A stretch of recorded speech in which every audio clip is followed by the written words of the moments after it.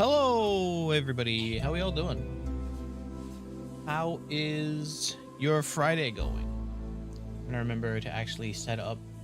I keep forgetting that I can set Blue Sky to show me live, so I need to remember to actually do that. Actually, I need to share this. Set up the ping for Discord. Many things. I accidentally just sent the YouTube link. Whatever. Everything's a mess already. I'm not gonna bother sending a message. It's pinged. It's all good. How we all doing? If anyone saw some of the demo nights, one of the games I played, I kind of saw this through like a post on Blue Sky, I think, and I was like, huh, this seems like a lot like Disco Elysium, which is a game that I wanted to play some of, and I just never got a chance to. And there was kind of some drama between the devs and like the company that kind of yoinked the game out from under them or something. I was like, man, I don't know if I should do that now, but it's way easier if I just do it this way, where I can play a game that's very much like it from what I understand. Thank you for the 10 stream streak. The process is moving your CurseForge files. Oh boy. Well, at least once they're on an external, they should be pretty quick to hook up then, right? But yeah, hello everyone. Yeah, so this is Esoteric Ebb. Wait, will it actually load my... Oh, it will. I don't think I should, though, because I didn't actually upload the demo anywhere, so I think we'll just start a new save. As funny as I think it would be, I'm just going to go with a new one. That way I can retry some of the things that I failed on spectacularly. Oh, yeah, we'll do a new game. So this is very... So if anyone's played or watched Disco, this is like essentially kind of very much Disco Elysium type of, you're talking to the different like stats in your head, but with it all being like D&D wrapping over it. It's really cool.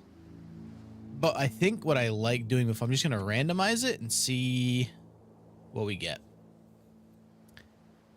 That's really like middle of the road. I don't know. Like, I kind of I like the idea of something being... Hold on one sec.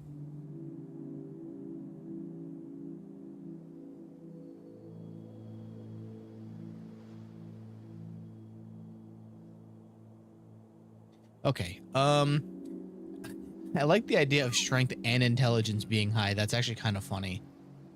So maybe we'll go with that. Troll killer, you don't remember it, but you know well how your father died. Sometimes it motivates you, sometimes it feels impossible to live up to. I think I like that. Proficiencies? Can I do anything with this? It doesn't seem like it. Oh, no, this just shows me what they are. No, okay, I think we'll just go with this. I like this.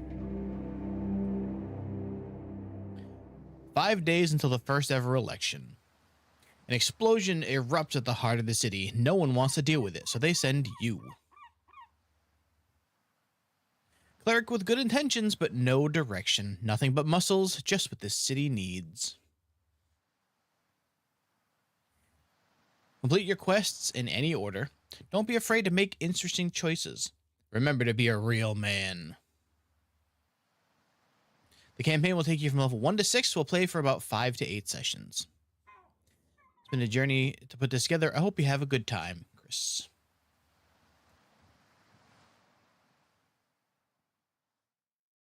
Why is this not showing me the stream on my phone?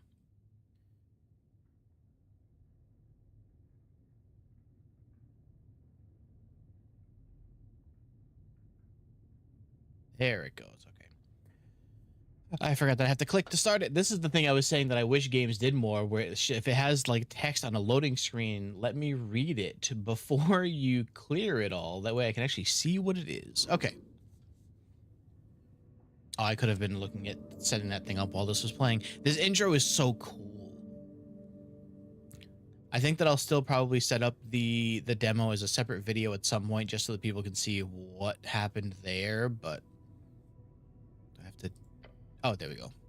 Jor, the truth and nothing less, a voice declares. What is your name? Right, so here's how this goes, is that sometimes you'll just get successes against things.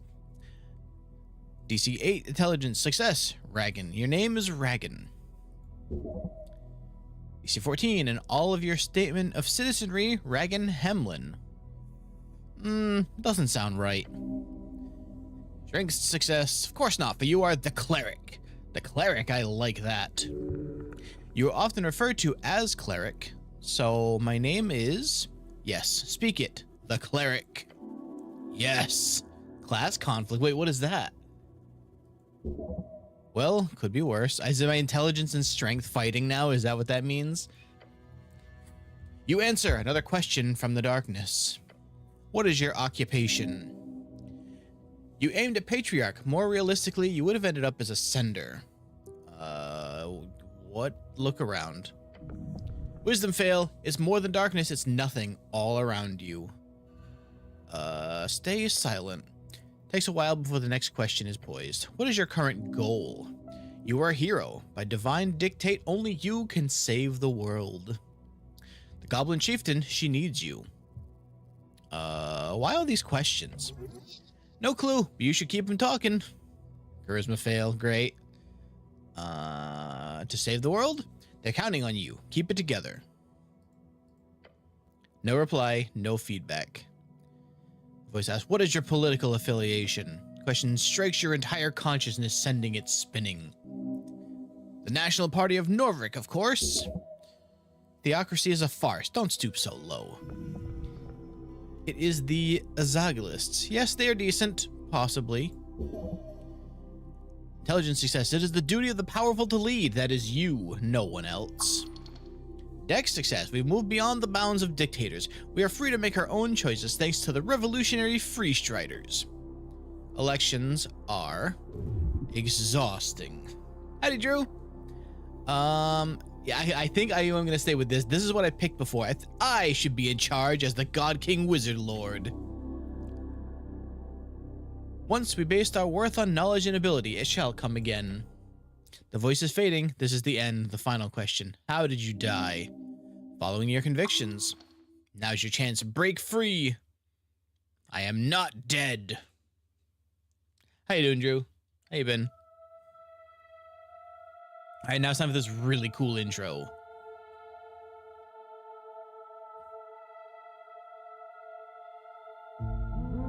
Look at how cool this looks. Also, the music, very good.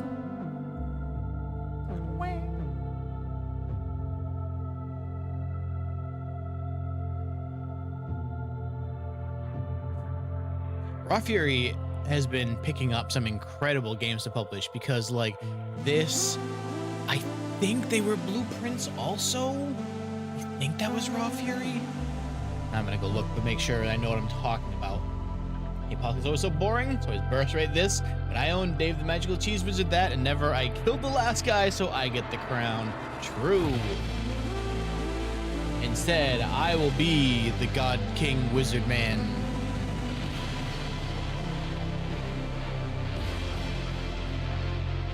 Yeah, it was Raw Fury for Blueprints. They've been picking up some really interesting stuff lately.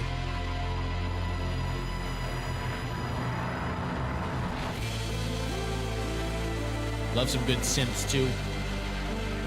Conductor of the poop train.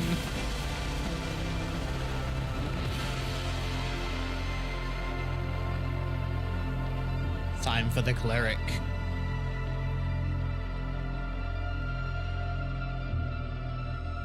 All right. Well, oh, wait. I forgot about that thing. So, the last time, so I think you have to fight the zombie to get by it. But I see a sword over there, and I didn't last time, but I think I'm gonna this time. Was that a shrimp? I don't know. The thing was huge, though. Okay. Time to wake up. Day 1. A fresh start. Your body aches. It's stiff as if you've slept for days. Ready for your glorious quest to continue. Check your stuff. What stuff? Your hands dart around your pouch and uniform. Panic. Sweat. Your legs shake. Tears begin to form. Deep breaths. Your belongings are surely here somewhere. You look around. A circular stone chamber, a storage for apples and corpses. Those piles of apples. Is this Tolstad? All right, what's this about a quest? Oh, yes, a quest. You're on a quest to save the city. Interact with highlighted words to receive a glossary entry. Earth be blessed. Earth, I think, is the... Oh, all right, how do I need to figure out how to open that menu again. Tab? No. Oh, Earth is your god. Okay. Do I remember everything? Not sure. Do you have some sort of amnesia? No.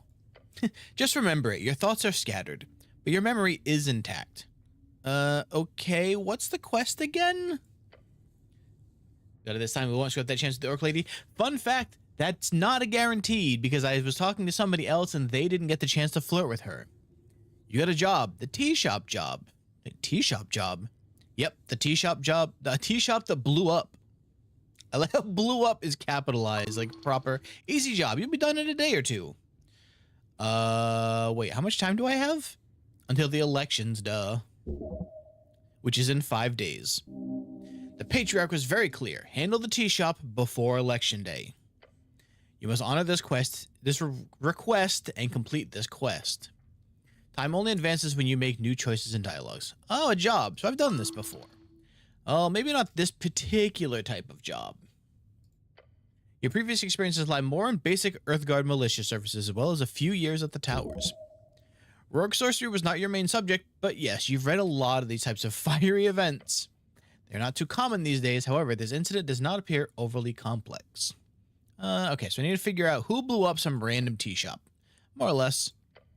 We've got like 5 days to do it, so no stress. You're the one they sent. Best get to work, hero. Hero? Me? Yes, it's time to deliver it to all this wonderful city. Your duty has come. Give everything to Norvik. I will carry this burden to... Oh, what? You feel dizzy. Oh my god. The weight of the Earthguard uniform, a dull pain takes hold. Your body aches, its contents are rotting. You must consume an apple now. There are many apples here, and corpses. Corpses? What the hell is this place? If your stats are low or high enough, chimes will appear in your mind. They will suggest, inform, and offer unique paths. Trust them at your own risk. Rub your temples. As you do, your fingers touch upon cold steel. It is covering your entire head. Oh my god, this tripped me up last time too. I know what this word is, but I haven't had to say it out loud in so long. Colloquially known as a helmet. Okay, thank you. Apple, take. Hopefully this gives me some of this health back because, man. How do I, uh-oh. No, not journal. Inventory. Consume. There we go. 1 hit point. Can I eat more to get more health back? Will that actually...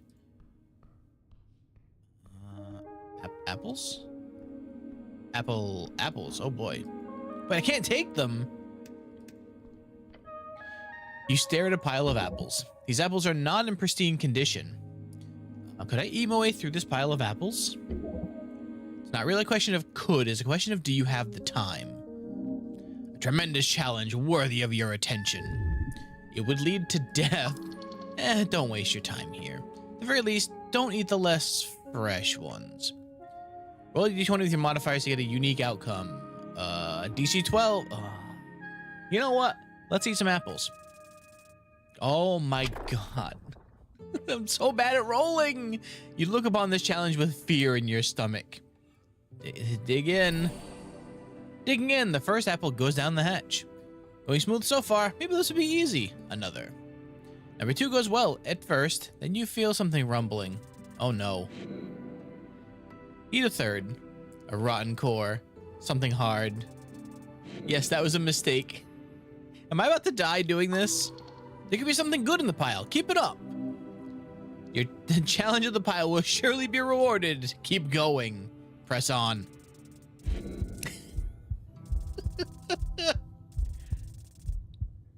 Uh-oh. Oh, wait, crit fail. Okay, we're good. We're good. Your stomach fights against your hands as you bite down on the apple. This is impossible. This is so manly. Tears form in your eyes. One more should be fine. I will surely be rewarded for this. We got it. Come on. Come on. Come on. Hey, there we go. DC 20. This is the limit. As you chow down on one final apple, you feel your jaw ache, your hands shake. Apple overdose, dangerous stuff. No such thing. Come on. You glance at the pile, realizing you've just scratched the surface of this rotten apple heaven. Rotten apple juice dribbling down the inside of your helmet. Wait, how are you eating those? Are you just shoving them in from below? A fine way to dine. Your thoughts are interrupted by the sound of something light and hard hitting the ground. A small, sharp rock. Did this come from one of the apples? How queer. Pick up the strange rock. As you weigh it in your hand, a tingle shoots up your arm. Esoteric. The magic of Jor and his strings. The coast is infused with it. A shard. It is connected with a string. These rare shards of Jor can be consumed to unlock failed ability checks. Oh. Normally, checks are unlocked upon completion of a short or long rest. I see. Oh, God, no, I don't want to waste it on that. Oh, my God, I should have removed the bad apples first. I just got an achievement for removing the bad apples before I eat them, except I didn't.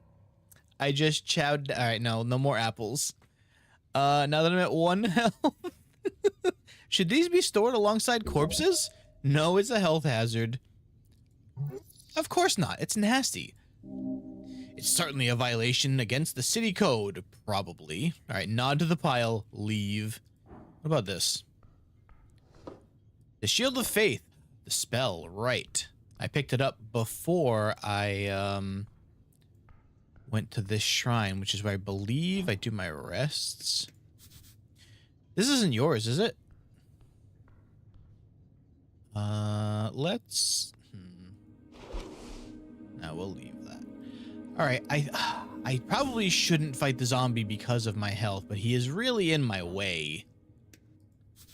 A guy. He looks indecisive. Engage. You approach a shambling man by the apple pile. You just stare at him.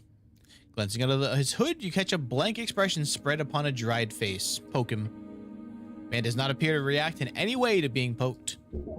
This is a reanimated corpse. Probably a work zombie, although it has been illegal to employ undead since the Bone Purge of 11. Bone Purge, a citywide effort in 11 PE to stop necromancers from out-competing mortal staff's factories. Should I defeat this zombie? Yes, it is only just. Undead are not allowed to be in Norvik. Shall we speak to the owner first? No. Yes, deal with this foul creature. Counters are turn-based, where each participant takes turns rolling dice and taking action. During your turn, you are able to perform one dice action as well as cast one spell of your choosing. By the way, I forgot to set my spells. Uh-oh. Orders determined by initiative roll. Don't let this shambler get the jump on you now. Oh. Oh. I failed initiative to a zombie. Fight. How are you... Thank you, dexterity. How are you slowing the damn zombie? The slow zombie just stands there. No, he's reacting. It just takes some time.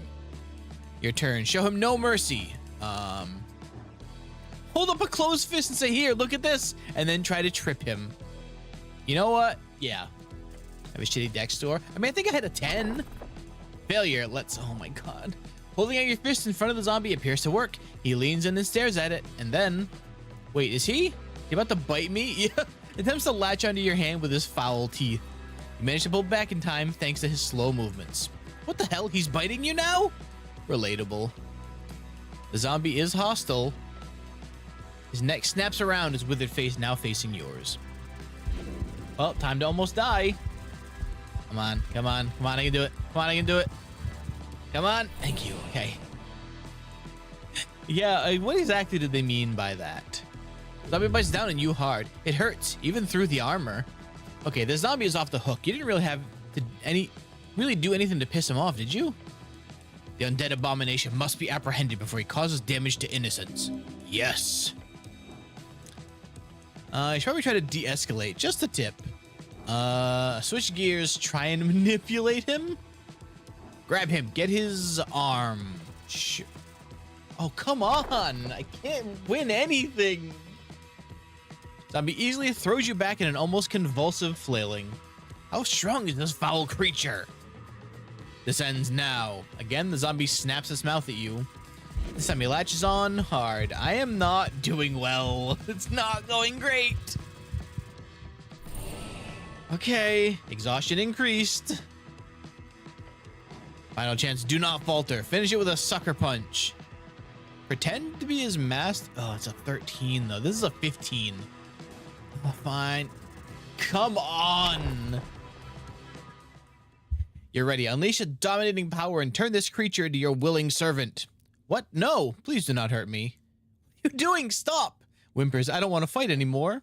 The zombie towers over you, unmoving. Huh, guess this works? Won't win you anything, but you're alive at least. I should not bother the zombie anymore. Let's get some health first, actually. The shrine, the ruins fill your senses as you approach. It's a center you see his red eye watching over you, yet the color is faded. This monument is hollow, void of all life and divinity. Sacred shrine left in this state is an insult to Earth and all of his people. Indeed. Yet you are very much aware this is not the worst you'll see. You have to fight hard to keep Earth's dream afloat. The city is lost, but it is not yet lost. How poetic. You're also aware the city is very much in need of change. Change from what? An honorable lifestyle? A peaceful city for humans to prosper in? Change from the stagnation and a mire of decay.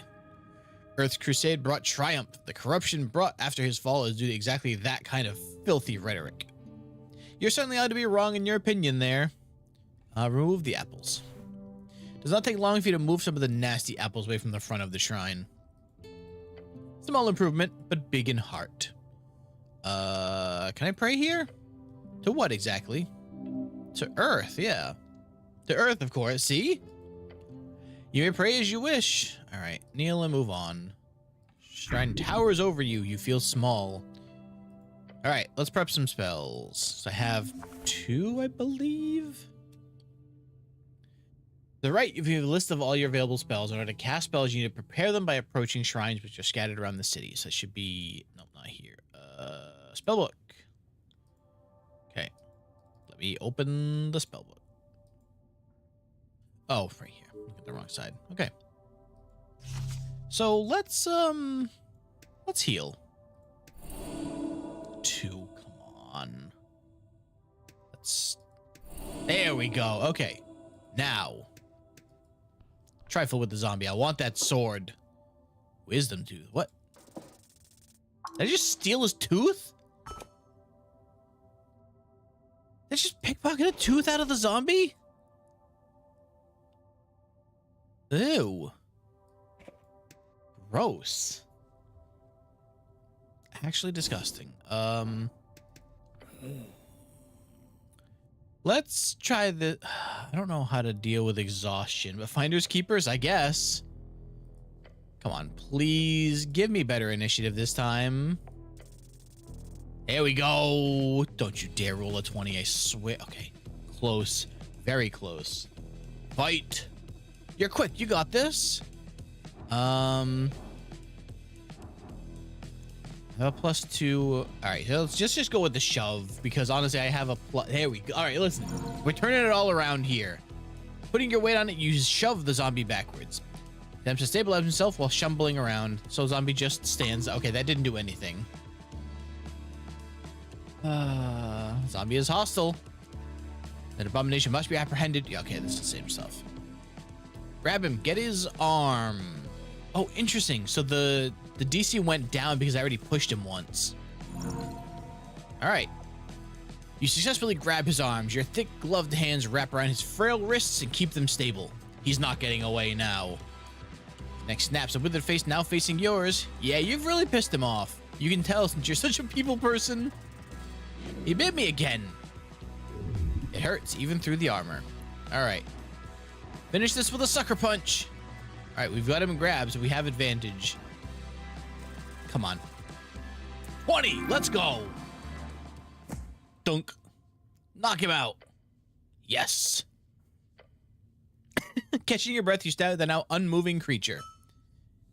Justice dispensed. Is he dead? Or did I just...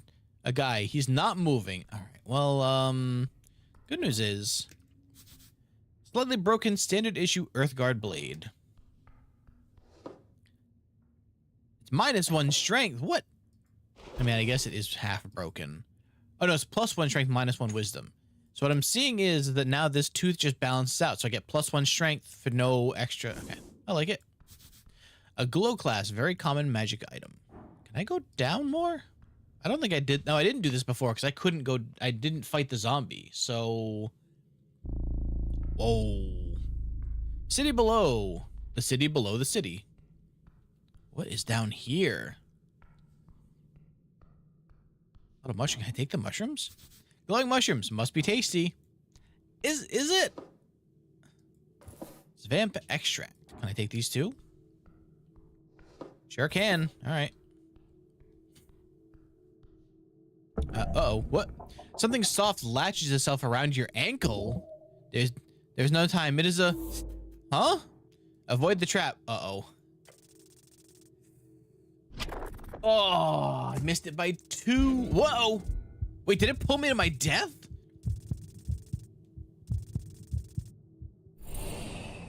With a violent tug, you're forced to the ground, hitting the back of your head on the steps. Before you can even react, your entire body has been dragged over the edge. Flail and scream. You're falling, but not far. With a painful snap, your descent is stopped and... Oh no! Now you're simply left hanging. 24! How long can I hang like this? Not long. Your skull is pooling. Within minutes, you will lose control of your mind. Humans can stay upside down for approximately up to 10 minutes. However, major issues might occur after only half that time. Suggestion, do not stay upside down. Look at the rope. It's snared tight around your boot. Should keep you hanging for a long time. You can see how it's connected to a series of pitons wedged below in the side of the stone walkway. Next to you is a hanging rock. It acts as a counterweight. Terrifyingly efficient, yet surprisingly simple contraption. Whoever set this up is an expert. Mario would not agree. You have no chance of noticing it before it went off either. The trigger must have been a hair-fine cord or something. Gave you less than a second to react. Seems like I'm in a bit of a pickle. You don't say. Wait, oh, it went down a lot because I looked at what the... Okay, yeah, we should be able to get this now. Let's go.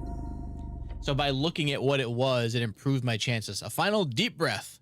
You feel the numbness spread as you heave upwards, one gloved hand grabbing the rope, then another. Sheer through power, you and your entire body weight upwards, climbing higher and higher until you roll over the ledge.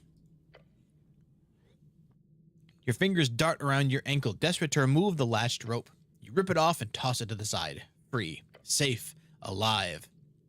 What kind of evil piece of shit makes a trap like this? A skilled hunter, most likely. There is no mechanical contraption, just a series of pitons and strong rope. You realize you've been holding your breath. Your lips probably turning blue. Breathe. I must breathe, damn it. Air fills your lungs. You are alive. Plus experience. Check out the rope. Extremely sturdy rope. Thick, soft to the touch. Basquill hemp. The type to grow on the border between hazy and Kargamesh. Whoever placed this trap is an extremely well-funded or highly resourceful individual. Creepy. So then we have to go down more, right? What are the odds there's another one of those traps? Can I go this way? Oh, what is down here? Hello? Oh, okay, apparently I can't. Oh, it's a stone? You look up at the pillar. Oh, the Pillar of Jor. Don't think the mobs be on the SSD. Just keep them on laptop as... Oh, that's probably smart too. The relic rises upward endlessly. Upwards. Right, this old thing. The central landmark of... Alright, let's just start with this. Remaining until the end. It looks a bit broken. Can I make money off this? No way. They don't even take admission to see it since it's such a trivial sight. It's a bit of a tourist destination supposedly, but most people who travel the coast have seen one before. So it's not that interesting. Okay, so what do I do with it? Nothing. Just a rock to you, a tingly, esoteric rock. You can always attempt to focus on it. Learn from this ancient relic. Yeah, sure. As you do, you feel the air itself begin tingling. Power. Listen, it whispers to you unintelligibly. Oh, a base hit. Touch the pillar. You place your hands upon the cold surface. Your body quakes, standing in awe of this ancient object. How many battles do you think it has seen? How many deaths? How many noble sacrifices given to one's king or god or people? The thought stirs you with a deep sense of longing. Perhaps one day you will join in that sacred sensation. Perhaps right now. Try feeling it. Let's go. Damn, we didn't feel it. Closing your eyes, you begin to focus, your mind placed squarely on this esoteric force. Your mind forms into an arrow, and you fire towards it, but it is repelled. Opening your eyes, your hand is no longer pressed against the cold surface of the pillar. You're instead holding it against your heart, shaking. This is wrong. Yes. Try again later. Whatever is whispering to you from beyond is more powerful than you imagined. Okay, we'll come back for that. I was going to check some old stuff, see if it has a spare DDR for... Ooh, very nice. Hopefully it does. Oh, that doesn't seem like a good door. Okay, I can't go in there anyway. Good. Halt. The roots. Hello? Halt, human. A hairy beast towering over you, its face contorted into a stern and probably permanent frown. Do not pass further. It is a bugbear. They are very common in the West, living in the rough lands between Fordnip and the VK. This woman does not hold power over you. Do not let her stand in your way. Woman? Oh boy. Okay, I believe that is a... it won't even tell me what the, there's a term for it, but I forgot. I can't seem to find it at the moment. No, do not say like, hello, woman. Why are you standing down here? She gives you a perplexed look and then gestures in several directions. I'm working. Go away. I am Mongor of the Rigid of the HWBT. Demand it. The bugbear places a hand on its weapon. A morning star. Beware. Everyone but twin. Morning star, no, that is clearly just a spiked mace. I believe the term is flanged mace. She sure keeps her hand on it.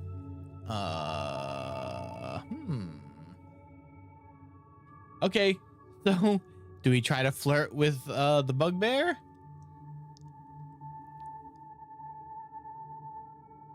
We'll leave that up to a person. I call it a bashing stick. Flirt, okay. She glares at you. I will not entertain you with an answer. Now leave.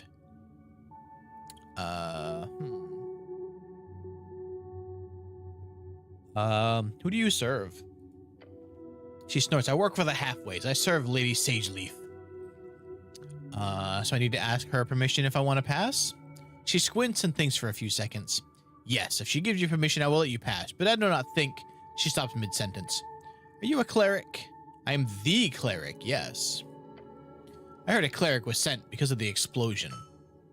You lean a little further into being a cleric. Gain 10 XP for choosing this class 2 times. Why are you down here? The dragon is... The dragon? Oh, what?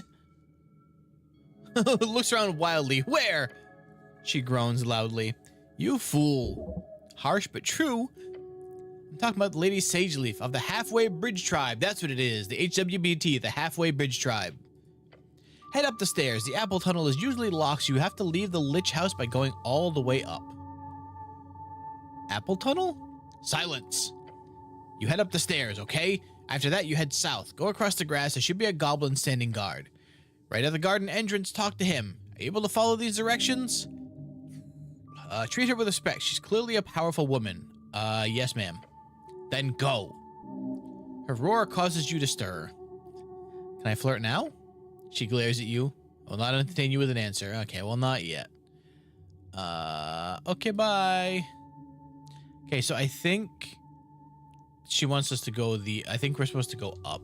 So we'll come back here later. We'll try and flirt with her then. Wow. Oh, wait, what is this? Hello? I probably should have looked at it first. Oh, crap. Oh, another Shard of Jor. All right.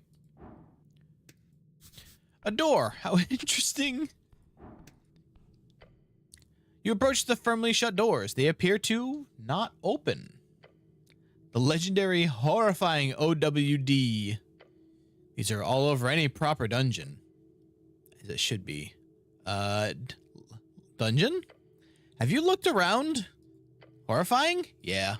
In a figurative sense, logistically maybe. Legendary? Truly. Should be? Should be. OWD, the one and only. One way do— oh my god. I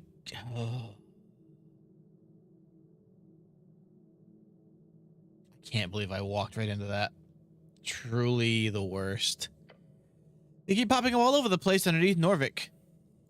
Sometimes upstairs too, but that's rarer. So we need to find the other side in order to open it. That's the logic here, yes. Right, well, I'll keep an eye out. I cannot believe... this isn't... it's a rat! Hey, little guy. Oh, I can take the rat? Why is he standing like that? Hold on, wait. A white rat. It acts shyly, but approaches you nonetheless. It looks like it doesn't really want to be grabbed by you, but it also doesn't fight it. Instead, it just follows along. Sort of not very happy with the situation, but what can you do?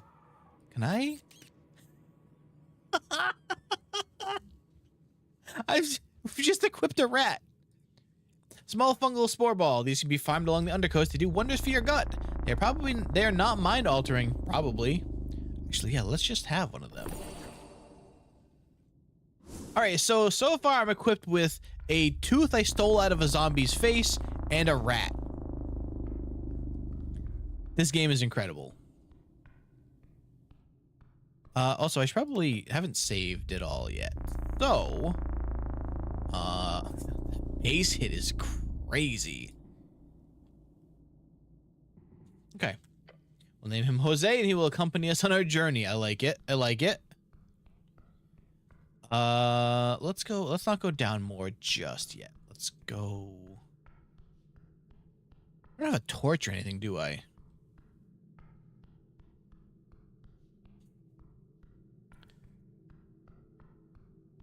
I'm not seeing anything down here, and it is also just wait. This is another one-way door. I can't even target that one. All right, well. Guess we'll go down. I probably should really go find like a torch or something because I can't see any. Oh, wait, it's getting brighter. What do we have here? What is this? Something shiny. Incense and money. Okay. Why is there light down here? Oh, what is all of this? Hello, what are you? A calendar. It's out of date. Embedded upon this altar, you see a circular stone slab. However, what the hell? Something's moving over there. Oh, they're mining. Whoever has worked this survey site in the past has attempted to place it in its natural position. It reminds you of a copper calendar, but far, far older. This is a moon chart left by the white-maned barbarians of the Divine Era. The various glyphs on the surface denote not a language, but rather sigils, it seems. Decipher the current day. No! It is no use. It is broken. Oh. A gained experience, though. This is a useless piece of technology if you feel it is worthy of such a term. Okay, well, that didn't do a whole lot of anything for us. What is this? You could hop down here. Sure, let's do that. You glance at the step. It is a set of approximately 50 inches. 2 meters. Yeah, whatever that means. Point is, not super high. What kind of man, no, what kind of hero cannot step down a slightly uneven stone slab? It would be embarrassing for anyone of any age to fail this. Oh no, it's gonna happen, isn't it? Look over the survey site. You see a dwarf hearing grunting as he swings a pickaxe on the ruins in the corner. There's no point in having a conversation at this distance. Try to get closer. Won't be a problem, right? Of course not. Yeah, okay. Can't wait to fail this. We're about to fall. Taking a confident step over the stone, you begin your descent. You close your eyes as you do so in order to fully immerse yourself in the experience of changing your elevation. Scary. Wait. Your left foot, it's not on the stone anymore. That's not good. Your right foot, that one's got to be on the floor, right? I'm afraid to say that no. Both of your feet have slipped off reality as your entire being is fading into nothingness on the floor of this random ruin in Tolstad. Hold on, I'm dead? There's no need to fret. You've given your due. This is it. This is your end of the stick. This is just, no, this does not make sense. You're a servant of Earth. You have dedicated your entire adult life to serve him. This is not how you're rewarded. No. You are, no, I refuse this to end. Not yet. Not like this. Grab onto anything you can. You still have work to do. The world distorts around you. You are falling, then you are not. Man went and got Zaxby's. They biffed the order in 2 different ways. Oh no. Twisting, turning, forces beyond your might. What did I do? This is an esoteric event. Your mind can barely register it. Your body's on the verge of breaking. Every moment a painful reminder of the thousands others who failed just like you did. You will not come out of this unscathed.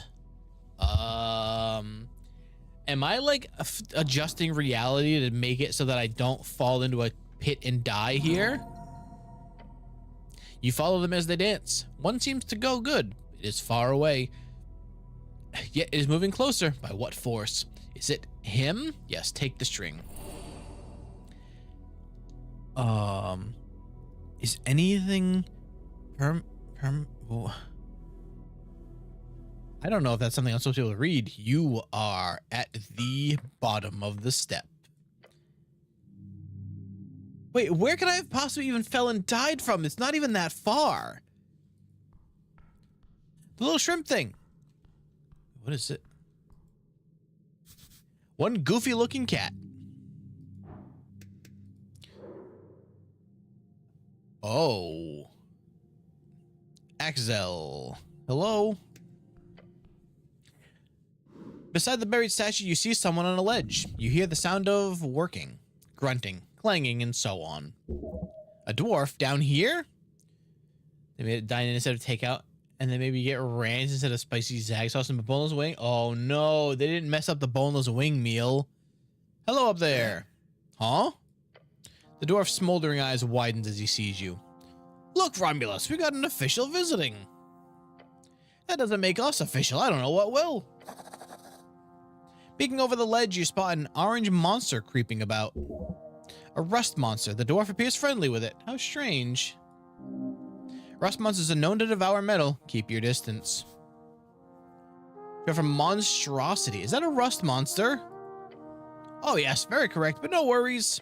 He's very kind, the dwarf then mumbles to himself when he's fed.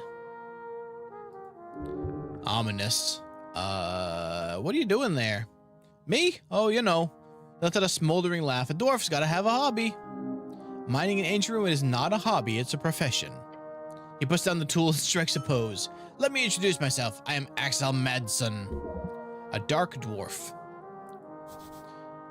Derogatory term for the underdwarves. Why would intelligence use? Okay.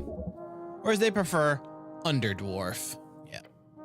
Pleasure to meet you. You're a Norvikian cleric, I presume? I'm not just, I'm the cleric. I'll be damned. The cleric is becoming more familiar. Not sure what it means, but it sounds expensive. It means everything. He looks around. You're all alone? Why do you care? No, it's just... What? I very much suggest not going into the hallway back there. Why? One of those ancient esoteric traps, still functional. It'll burn your beard off. How does he know about your beard? Not sure how much experience you have with this city below the city. Most people come down here, they die. Fun fact, we almost just did too. Even clerics do not venture down here alone. Don't you have some backup? You need no backup, you are the backup. No, not really. What? Then what's your goal? You're not possibly be taking a stroll down here, can you? I'm supposed to meet up with some goblin chieftain? Oh. You're here on business with Lady Sageleaf. Then you should go to her right away before you end up mimic food. Get yourself some backup, just friendly advice. But you're down here alone? No, I'm not. I've got Romulus. The monster makes a high-pitched shriek. But what are you doing here? Look around at his strange setup. With a bright smile, he adjusts the collar on his uniform. Is there a collar? Well, I'm what you call a historian with ambition. As he says, the orange beast sends an echo hissing down the chamber. Exactly, Romulus. We're here on an expedition of grand proportions to find the legendary missing mine of Tolemon. Tolenkotl. Snail folk, ancient builders of the city below. They're packed to the gills, so I can't give them flack, but yeah, this is the worst when they mess up like that. Tolenkotl? That sounds like a quest. Oh, yes, indeed. A quest. Your ears perk up. But just to be clear, I'm not sharing the spoils just like that. Fair enough. Treasure is earned. So here's the deal. I'm in trouble. His pet makes a loud belching noise. Right? He mumbles and gives the monster a pat on the back. You want to help, friend? Help a stranger. That's how heroes are made. I will help you if I can. Great. You see, there are two strange ruins in the section of the city below. He points to the statue. White Mane ruins. Before the dwarves and humans and even trolls, this place was ruled by cats. There he goes that the snails of Tolan had an esoteric mine not far from the Pillar of Jor. The mines of Tulamon, a place of thick veins of endlessly growing amber and platinum. But the walking god of the White Mane, for whatever reason, sealed it shut at some point, according to legend. Sealed esoterically, probably, since we can't seem to locate it. Esoteric seals can be broken with the right knowledge. So there's ancient snail folk, then slightly less ancient cat folk who built cat stuff on top of the snail stuff? Exactly.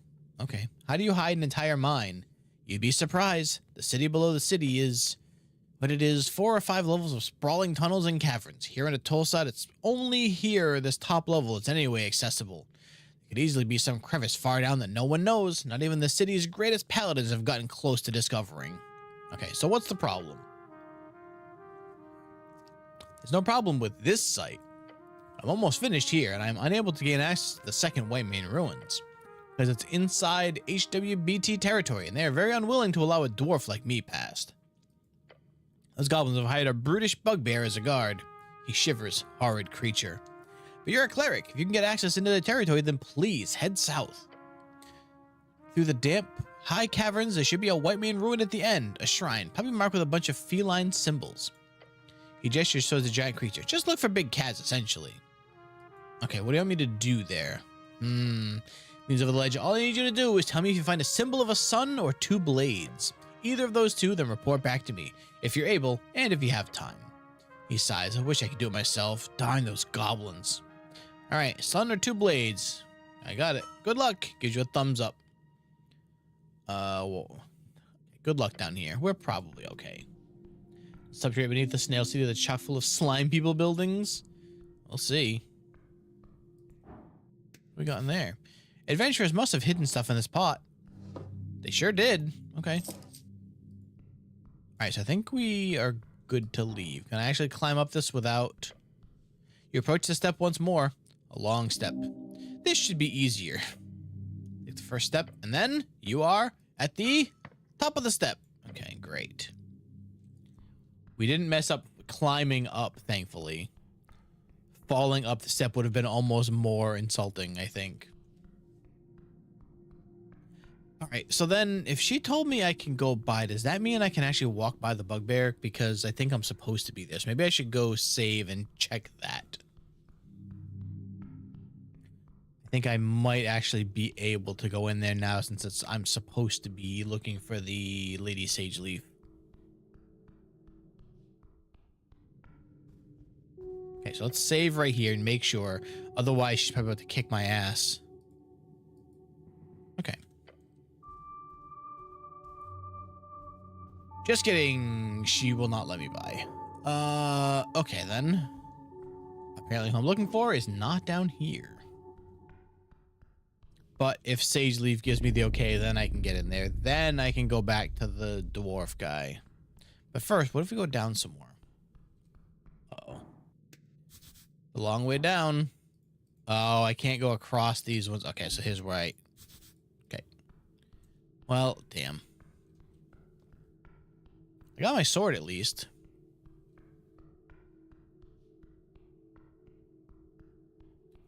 We're not going to mention the zombie to the storekeeper, that's all.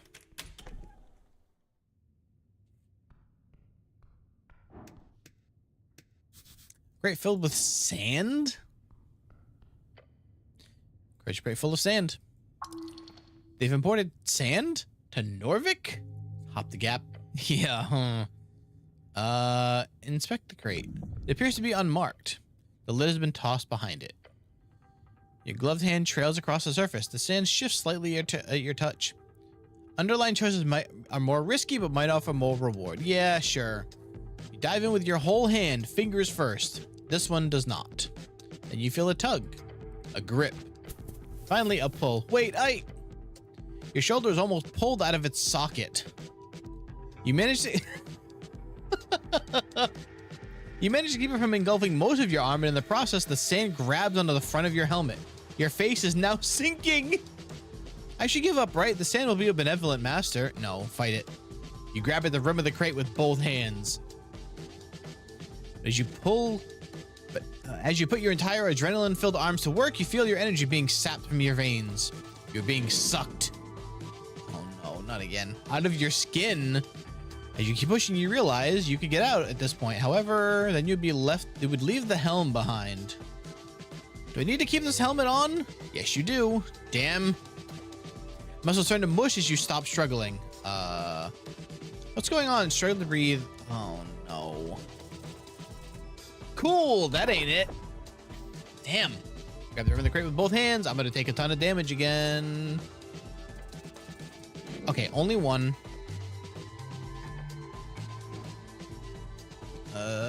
Come on.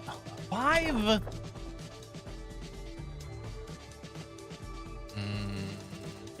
Oof. That's good. That's bad. That's good. That's bad. Oh, that was too close. I struggled to breathe. The sand is trying to eat you. Please. Thank you. Okay. Grab the rim of the crate with both hands. The hazy noise overhead is no longer filled with it so much as blood screams in your ears. I will not die in this crate. Filled with pure fires of adrenaline, your muscles creak and your bones crack, and it pays off. Within seconds, the rock-hard grip the sand has loosens. Then it drops entirely. You swing your head back, filling your lungs with air as a trail of sand follows you. Gah! Within an instant, the sand snaps back in the crate, not a single grain dropping to the floor. You stumble back. Glancing over the crate, you see its contents now lying still like nothing happened. You should put the lid. Make sure this does not happen to anyone else. Yes, let's carefully put the lid on. Take very, very careful steps toward the crate to grab the lid. Then you place it on top. Your job here is done. You've done a great service to the community. Okay, let's look at this one instead. Almost empty box except for a stale treat and a pouch. Ooh. Actually, I should maybe just eat that because my health not great. Let's just have this instead. I don't have that many health to recover anyway. 10 members of excellent suction power. No idea why they kept that. Why'd they leave it open? Imported goods. The receiver is marked HWBT. Basket of apples. Some look okay-ish. How much inventory space do I have? Oh, plenty. Okay. Can you go in here? There's a door inside this tunnel. It's a little... Damn, I can't get through here. Come on. All right, let's go upstairs. Let's get out of here. Very important piece of paper. I think this is the voting slip, right? Yeah. I'll take it, but I'm probably not going to use it. I don't need less intelligence here. Ooh. All right, well, that was a very eventful just getting out of the damn basement. All right. Who's gonna interact with here? Good morning, cleric. The red eye of Earth. Jor left his mark across the bands. Today, it is a universal sign of magic. Mushrooms, probably edible. I'm not gonna steal his mushrooms. Funny as it would be. Ah! Oh God! Wait, is that? I'm sorry. Is the book talking? Ruined prayer book, -3 intelligence. Stone slabs are designed to slide along the iron beams. Interesting. Thick tome lies upon the iron slab. No, it was me. Anything else to look with it here? Oh, wait, what's this? Tray of old incense. I'm not going to steal this guy's stuff. I feel like he will probably not take well to that. Mailman sits hunched over a stack of forms, busy at work, his pencil slowly filling out line after line. On the top paper, you see a line of serpentine, icon of a serpentine drake. A great perch. These are the official documents of the city. That is the Great Perch of Norvik. Up and about, are we? Wonderful. I'm Viskin, a local entrepreneur and proprietor of this lich house. It appears you don't really belong here, but if there's anything I can do, cleric, just let me know. He smiles at you. This person emanates an immense power. Foul, perhaps. More accurately, it is simply there. Immovable, eternal, beware. I woke up below. Yes, I know. In full armor. Next to a wet cloth. Apologies, I told Oz to throw that thing away. In full armor. On a stone slab. Okay. Why? He puts down his pen. I'm afraid to say you've been through quite the turmoil, cleric. Tell me everything. Of course, it must be confusing. Tell you the truth, some fishermen brought you in here last night. They caught you in their net, took you for a corpse. Not that I blame them. You weren't exactly in prime condition. Wait, how did you end up in the river? So I'm in fact alive? The penman stops for a moment. He looks you up and down. Yes. Where can I find the fishermen? Sorry, I didn't ask their names, sorry to say. Perhaps Water Lane? That's just a guess. Either that or the local tavern. I hope you find them. Okay, so I don't need to answer those. I saw those before. DC 30. Holy crap. Okay, I'm gonna go now. Before you do, make sure to collect all of your belongings. Use your quick inspection with his dead eyes. Too quick. It's like he's trying not to show his interest. Weird. Yeah, I'm off the quest a bit. The man turns to face you and smiles. Only effort government employee were as devoted as you, cleric. He gives you a stern expression. Good luck on your quest. Leave now. Okay. Bye. Human, cause no trouble. Unlock chest full of strange rocks. Oh, I'm not gonna take those. Let's talk to this guy here. Wiggling his clawed feet, the kobold follows you with every move with his cold, unflinching yellow eyes. Even the small blade can fell a giant. Watch out for this one. Thank you for your time. Now we're gonna leave. We're gonna go upstairs. Voices upstairs and the smell of salt.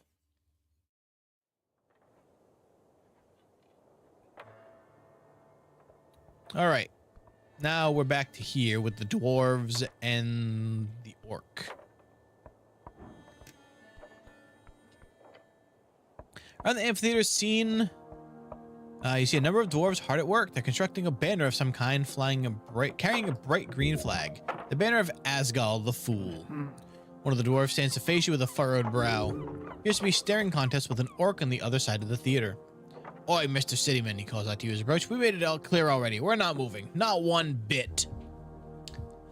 That's no way to greet the cleric of Norvik. Oh, is that so? I'm guessing I'm supposed to gravel. I mean, yeah, it'd be nice, thanks. You feel a growing pull towards being a cleric. Ooh, more experience. The dwarf glares at you. No, I don't see why I would. You hear the other dwarves laughing behind him. Got him already. Take that, Alphaz. Nothing illegal going on here. Nothing at all. Wait, that must mean he's doing something highly illegal. Stop him. Nothing illegal, huh? We have the papers. Nothing illegal at all. They're both guilty and innocent, just like you. One of the older dwarfs spits on the ground next to him. You even know you're talking to, child. This should be Alphaz of the Bon Emvers, a foreman in the Asgalisk movement of Norvik. Oh my god, that's so many words. You're a celebrity? Simi exaggerates. He gives the older dwarf the stink eye. I'm also not in any way proud of my heritage. Nobility is just a poisonous hierarchy. Typical talking points. He grins. Just want to make that clear. Don't mention the whole noble thing. It'll just piss him off. Unless you want that. You boys setting up a play or something? A play, he spits on the ground. We're holding a rally for the cause. This evening, workers across Tolstad will gather to hear the word of Asgal. turns to the orc, and no one's gonna stop it. You hear laughing from across the theater. Papers, alphas.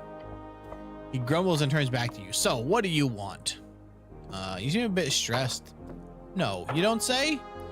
So, it is forenoon. I got the lads together. When we arrive, this accursed woman is standing there. The dwarf shudders. She starts complaining, reaches for something in his pocket, and pulls out a document. We show her the papers. The papers are no good, she says. Real convenient, I say. No, there is nothing wrong with these papers. We are in our right to speak against tyrants and burghers. Borgar. Okay. The craftsmen, merchant, and higher nobility, notably higher standing citizens in comparison to those of rural roots. So she's wrong about the documents? Of course she is. She's a liar, that one. A filthy liar. Alphas nods and grunts. Terrible liar. Can't even get the words out. Bit macabre to hold a rally on top of a morgue? Morgue? Dwarf grumbles to himself as he glances at the Lich House stairs. I thought it was a dentist. Fair assessment. No matter. The Asgal movement is not afraid of death. You hear laughter from a orc behind you. Big words, alphas. Dwarf grits his teeth. Damn orc. Can I see the papers? He gives his companions a glance. Why? Oh, God, I really need to... I gotta figure out how to short rest. Construct an argument as to why you should see the papers. Made it. Let's go. Just tell them you're an expert and that you're on their side. Are you now? Yes. Also, I'm on your side. He's louder. Are you now? Now hit him with the, I'm your best shot at getting out of this. Dwarf grumbles. His eyes go from you to the orc behind you. Fine. Sighs and grabs something in his pocket. Hey, we got the scroll. I can trust you with these documents, city man. Oh boy, if you hand these to the orc, this could all be over right now. Do not break this dwarf's trust. Do not. No matter how handsome that orc is, do not. Tell us when they're wrong. I dare you, because we're not. Take a step back and check it out. Let's see what's actually going on. Okay, I'll take a look. All right, where's the papers? Formal permission of public gathering contains a lot of legal nonsense and it is making it difficult to parse.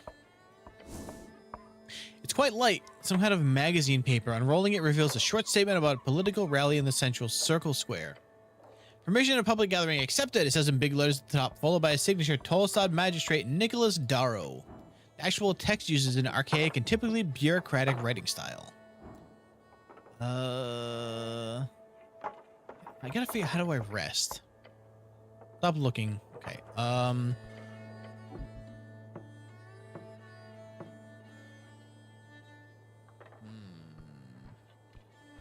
Do I need to actually find like a place to sleep or something?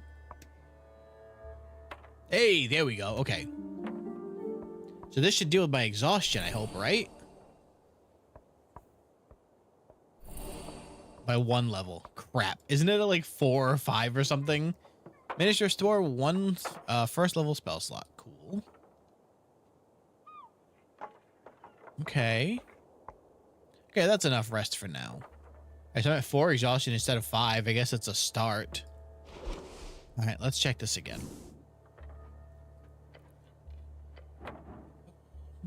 Okay. Wait, did that go down? I think that was a DC. Oh, it was a DC 10 because of the exhaustion level. Nice. Okay. You scan the text again, checking for spelling, phrasing, and terminology. It is perfect, not a single error. Except the date. It says the rally is supposed to be held on the 16th. Document is perfectly legal, but it's expired. Yeah, it's expired. Cool document. It is not. I don't like it. Oh, how come? Because it's a legal document. Duh. Seems off. Fascinating. Okay, so can I just get them to leave with this then? About the rally, what about it? I checked the papers. Okay, what did you find out? These papers expired like last week. Takes the paper and shakes his head. The groan he mutters, I know, but today is just a mistake, you see. I personally had this signed by the magistrate 2 days ago, after the supposed expiry date. You should have checked it more carefully. I did when I turned in the application. The error only appeared on the document I got back. I'm not at fault here. Bah, shouts the dwarf. Doesn't matter whether Darrow fucked us or not. We're here and they can't make us leave. Gives you a menacing glare. And I hope for your sake you're not the sorry lad she's hired to do the deed. I'm indecisive. Noticeable. Spits on the ground. All right, have fun. All right, now we go talk to the orc. Now this is a much easier, easier sell for her. The orc observes you with great interest. Save. I'm gonna save first. All right. Hello, ma'am. On the edge of the ruinous amphitheater, you see an orc sitting on one of the many loosened stone bricks. It looks like she's waiting for something or someone. Exuding an air of authority around her, the large woman gives you a wry smile. Her tusks are gleaming. What's this? Not often we get Earthguard around here. She presents her palm to you. Vera is my name. I'm second in command guild agent of Tolstad. Nice to meet you. Yes, the handsome orc lady wants you to say a name. Be nice to her. She's a free strider. Make sure she knows you are a cleric. A showing of the palm is a casual cultural greeting and reads, do not grab her hand. That's not what it is. I'm the cleric, actually. Apologies, not Earthguard, cleric. I assumed the term was interchangeable. But I suppose you're not all, waving your hand towards your outfit, esoterically attuned. Not all Earthguard are spellcasters. Not all cleric are Earthguard, but all clerics are spellcasters. She accepts your annoying correction with a smile. She shoots you another smile, waiting patiently for you to say anything. What's the deal with the dwarves? Oh, them? Complicated as anything. Wouldn't be sitting here wasting my precious day if it weren't for them. But in short, they're holding an unlawful assembly. They won't let me take a look at the document proving it. Not frustrating at all, she says with a wink at you. I checked the papers, they're expired. They are indeed expired and invalid. Wait, they let you check the papers? Aren't you a smooth talker? If you could get them to me, that'd be quite the favor. Oh, okay. So I just handle the PPG thing I got? The documents in hand, she could simply hand it over to the magistrate's office and let them deal with it. Could be a good idea. No, wait, I already gave it back to Alphas. Whoops. True. Good, it would have been dishonorable to have handed it off in that way. Now go beat the dwarves into submission. Oh, did you now? Alphas is a strong dwarf. He will not budge easily. The dwarves need to go. Agreed. If you want to do me a great favor, you may drive them away yourself. Ask for a reward, quick. I'll do it if there's a reward. Greedy, are we? Good. Yes, if you manage to solve this for me, I'll make sure you get a payout. Under the table, of course. Okay, there could be anything, but anything is better than nothing. Okay, so thankfully my HP is all right. Maybe I should use some of my spells here. And I'm only off by one. Let's shield. Shield of Faith. Okay. Oh, is there anything in here? Incense. I don't actually think I know what that's for yet. All right, dwarves. Guess what time it is. All right, about this rally. Spoke with her. Really now, what did the brute say? If you don't leave before sundown, you'll be fined and arrested.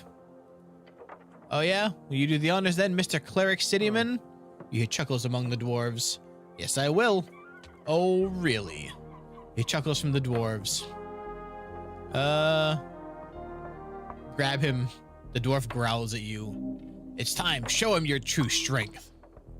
Honestly, it's not going to matter too much. You should probably try and take the initiative here. Hey, let's go. Nice. Okay, good. It's actually looking all right. You reach toward him and attempting to grip his arm. A good grapple should put his ambitions to rest. The dwarf meets your assault head on, meeting your arms. His calloused hands wrap tightly around your chainmail. Stand down, Cityman, he screams inches from your face. How romantic. Highly romantic, like all manly business. What will we do? Say nothing. Just don't let him overtake you. Or insult. Let's go with Constitution. Shit. Dwarf pushes you to the side. You lose your footing for a moment, almost falling to your knees. Ouch. Your legs and arms ache, but you must stand. He keeps going. Attempts to overpower you, pushing you backwards. Scrawny human, who do you think you're messing with? Get him, Alphas. Stay strong. Prove your manhood. What are you trying to accomplish here, cleric? Ooh, I'm keeping the law. Tell that to the orc. Dwarf towers over you in spirit. Get ready for the second assault. Can't hold on much longer. What will you do now?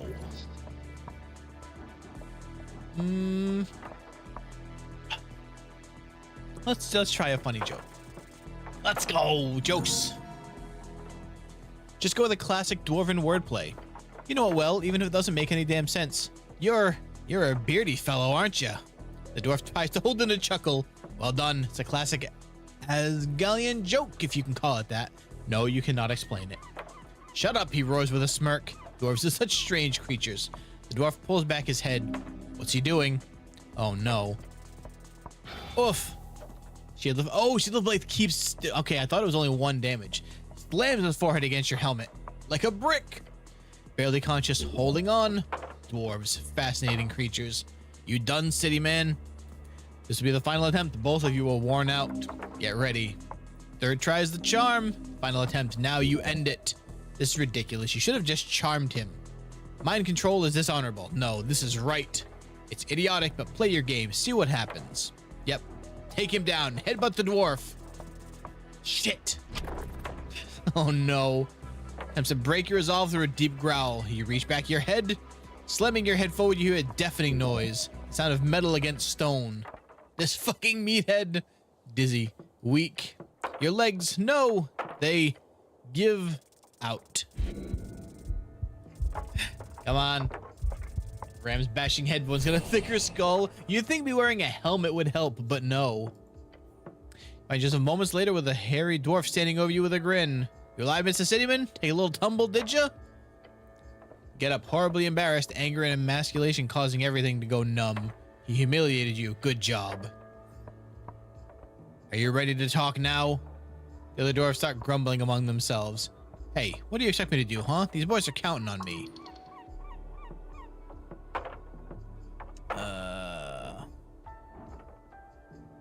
Advantage.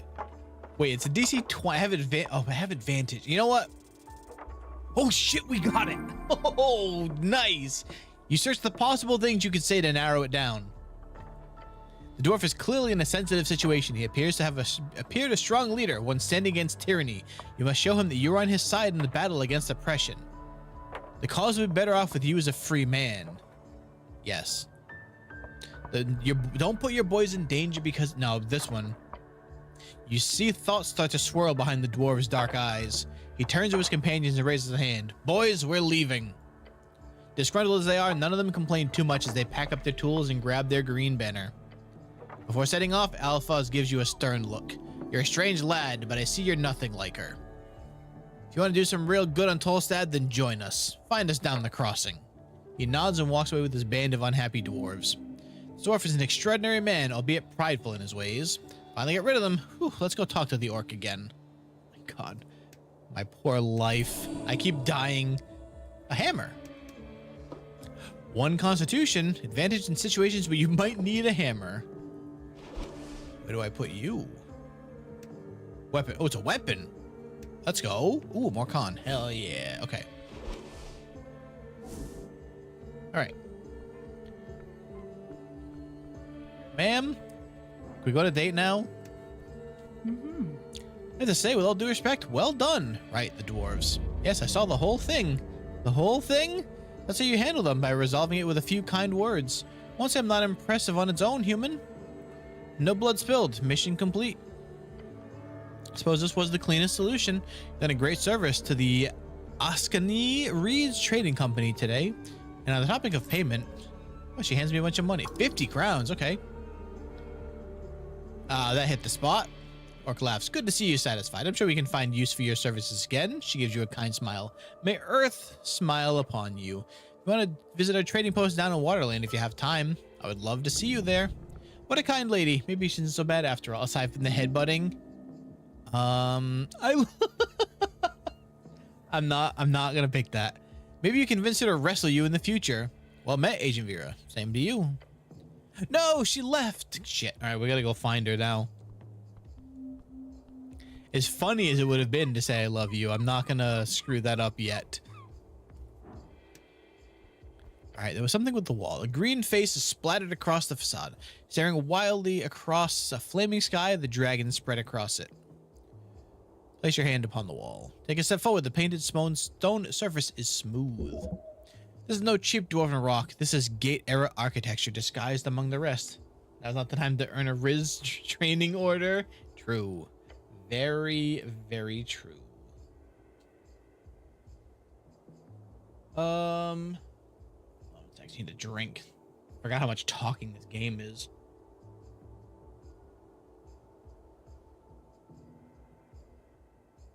Okay.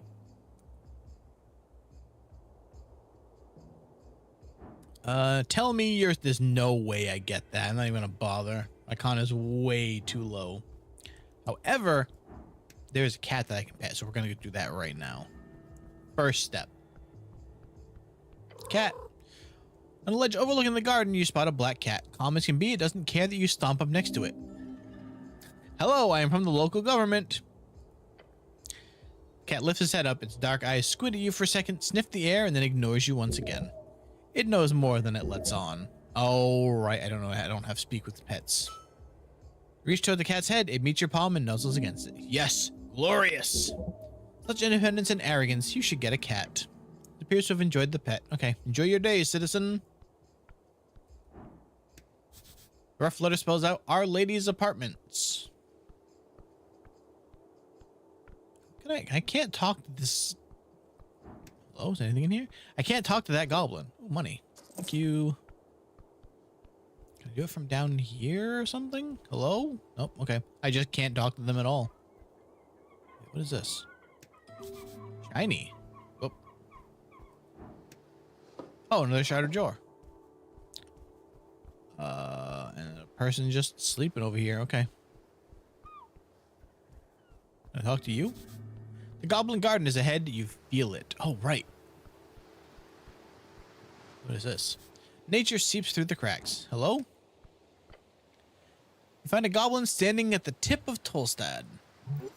His clothes are fit for a Reedsian trader, and his haircut is fit for an Askian nobleman, a superficial fellow. A little weasel. Goblin cares much about his looks. You catch him immediately glancing at your outfit. Let me guess, you're the cleric. The cleric, yes. Yes, I'm the cleric, that's me.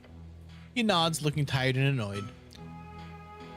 I'm Snell, runner and handler of the HWBT. Old lady's been waiting for you. This old lady must be his chieftain, the matriarch of his tribe. You should greet him properly. Give a traditional goblin salute. Yes, salute him. Right, time to mingle with the lesser creatures. Nice to meet you, Snell. You raise your arms in the air as one would when greeting an uncivilized tribal goblin. He's being charmed, of course. Cleric, what are you doing? The goblin is clearly confused. Explain it to him. Shake your hands a little. Not feeling it?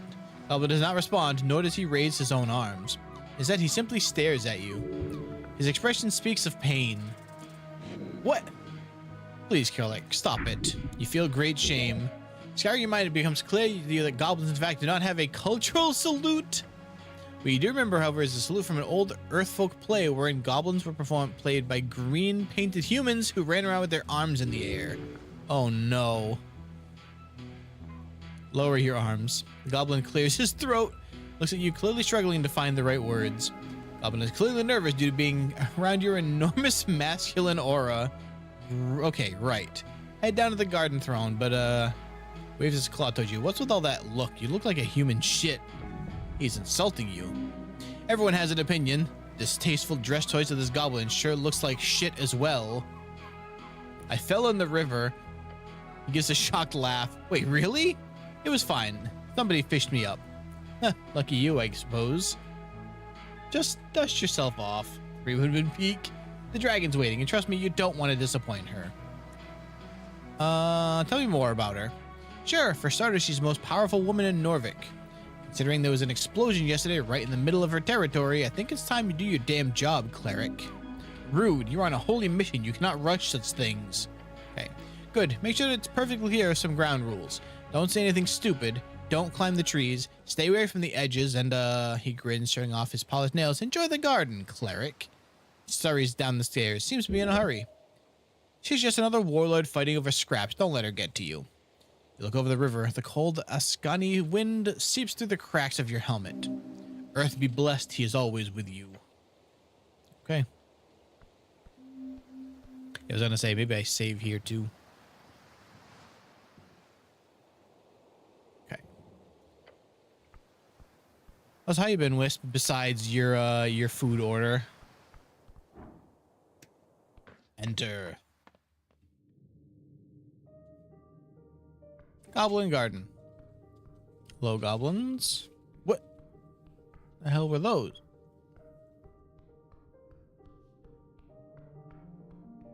The hell are those guys? And ask of ingredients. You can surely take some. I'm not going to do that. I'm just going to start yanking things from somebody else's like place. After the disgruntlement has been swimming, that's good. All right, where is our dragon? Oh. Those before left many holes in the Bergrund. Not this way. Wait, what? Wait, what's down here? I cannot pass. Okay, well. Can I like shrink myself at some point or something? Because I've seen a couple places where I like didn't seem to fit. Your stomach twists. Beware her illusion. Her? Wait, who her? Oh, there she is. The dragon herself. Lady Sagely. Oh, that's right. I can't see any of that until I've actually talked to her, probably.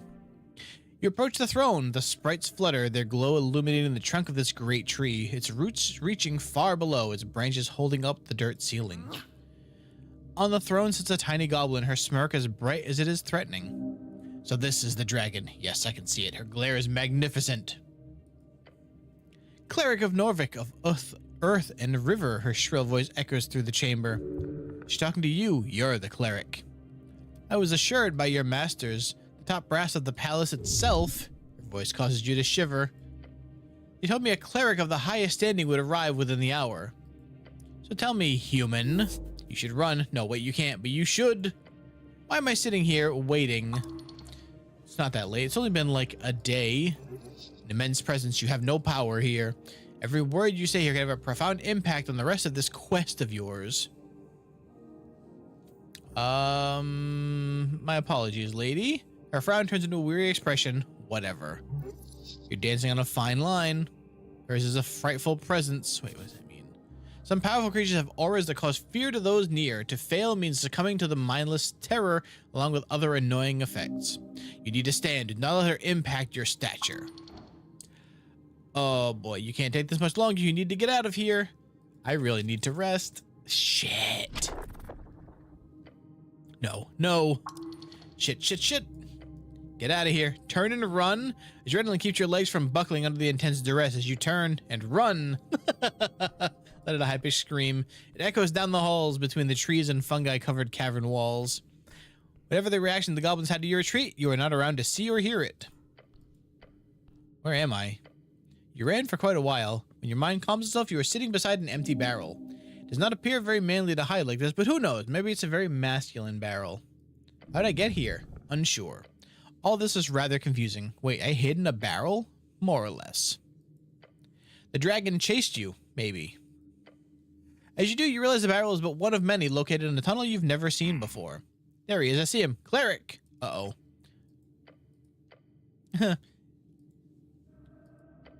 Cleric, you've now wasted another precious hour. Please do not run away again.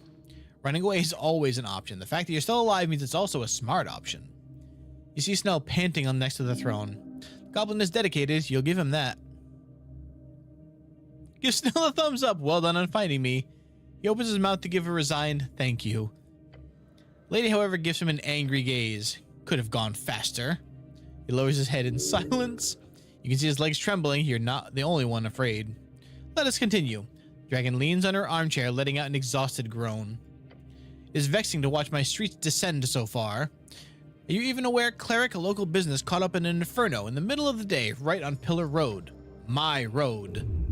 The way she says that causes you to tremble.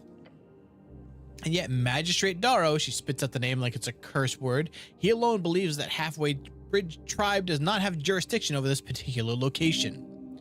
Her anger is pure and intense. She's trying to reel it in. Where... Let's move on from that. She seems pissed. She glares at you. It is, or was, rented out of a corner of the central fort, just above the holes next to the pillar. She snaps her fingers towards the goblin on her right. That means it's part of the core foundation of this island fortress. Therefore, the property is legally an underground rental unit. He says, bowing his head, lady. People have been handling that damn crow's contract for years. But no, suddenly when the entire unit goes up in flames, that's when my people no longer have the right to enter the premises, to deal with it, to clean up even.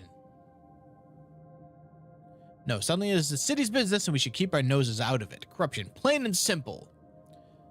I'm just here to do my job, lady. Good. Her sharp glare stabs at you, then we're in agreement on that at least. Don't get me started on the actual effect this has on my people. Snell, she says and beckons toward the comely goblin. He approaches the roots and takes a bow. Lady Sageleaf, turns to you. The magistrate says it was an accident involving a fireplace failure. You've yet to send anyone to actually investigate the scene. You want to check it out yourself? Of course. Lady glances at him, to which he responds by making a nervous face. The explosion occurred on the 21st of March, just past noon. Choking tone. Who were the injured? We only managed to get one name in the chaos. A certain Frank, son of Frank, was said to have walked away with lesser burns. That's a sort of prefix used by Earthfolk, a human most likely. It's an honor to name a son after the father. He was apparently dressed in a fancy yellow outfit, whatever that means. Beyond that, we have some conflicting accounts. One person said, quote, he looked like one of them dungeoneers, you hear? A real adventuring man, end quote. Another said he was looking to get out of trouble heading down the stairs to Water Lane. Dungeon or Water Lane.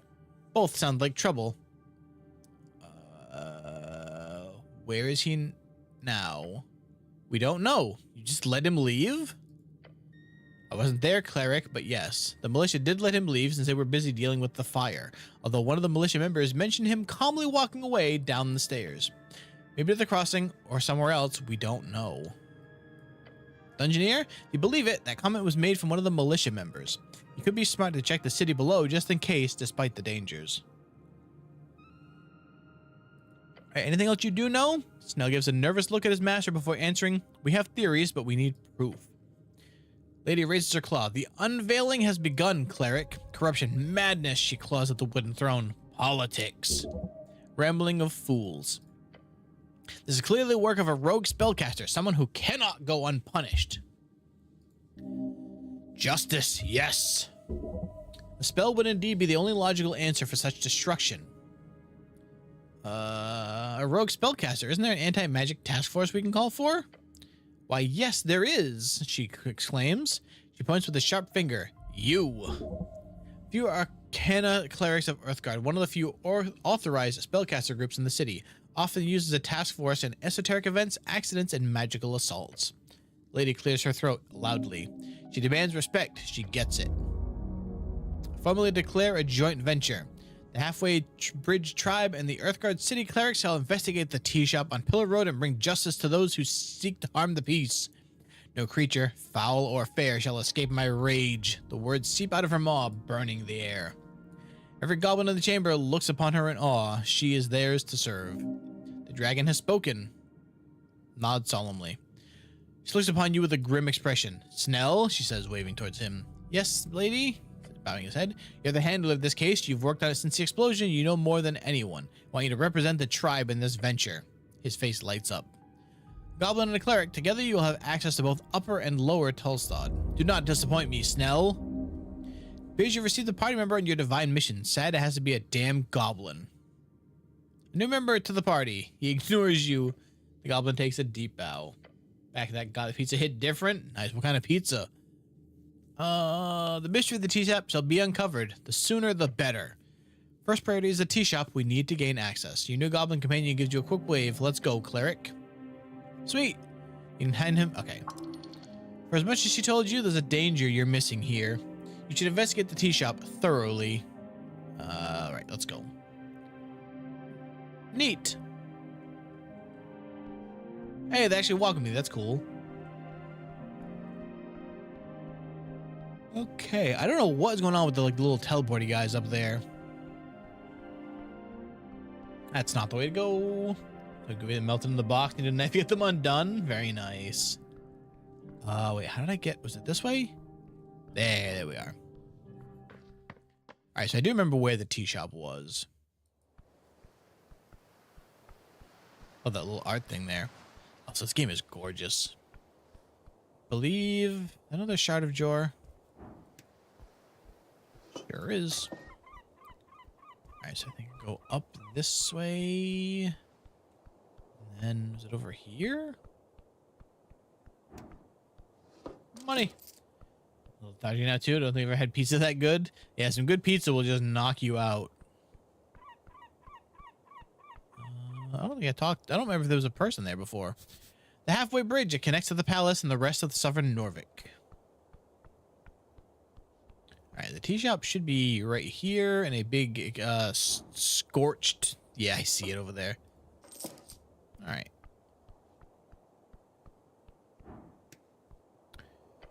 Amid scorch marks and cracked masonry, you approach a doorway.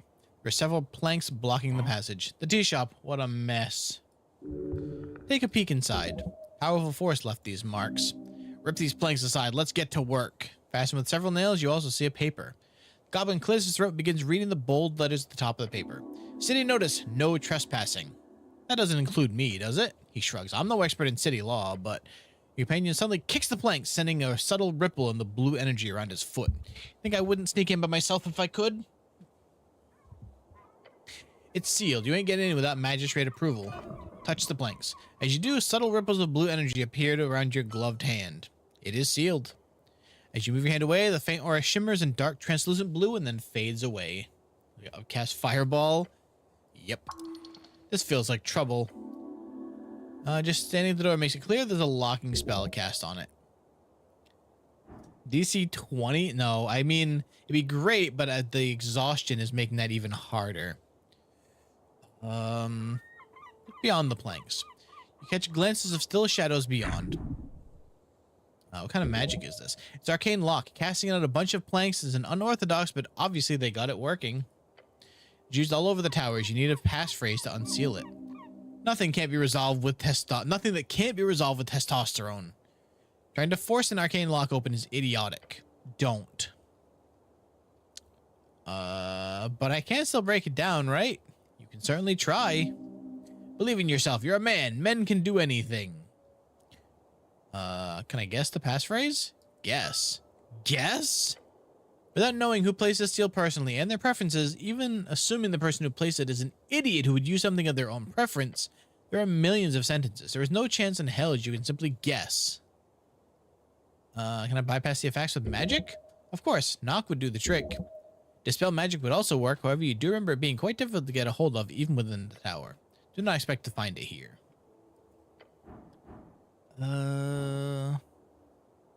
Let's, I guess, look at the, look around at the scorch marks. It is everywhere. The fire was intense.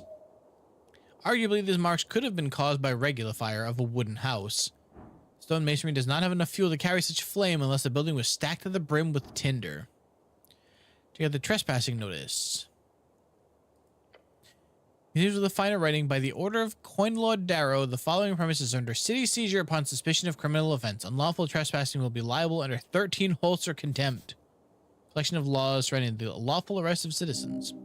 The law is the law. Okay, we should just... I can't get in anyway. However, what's this way?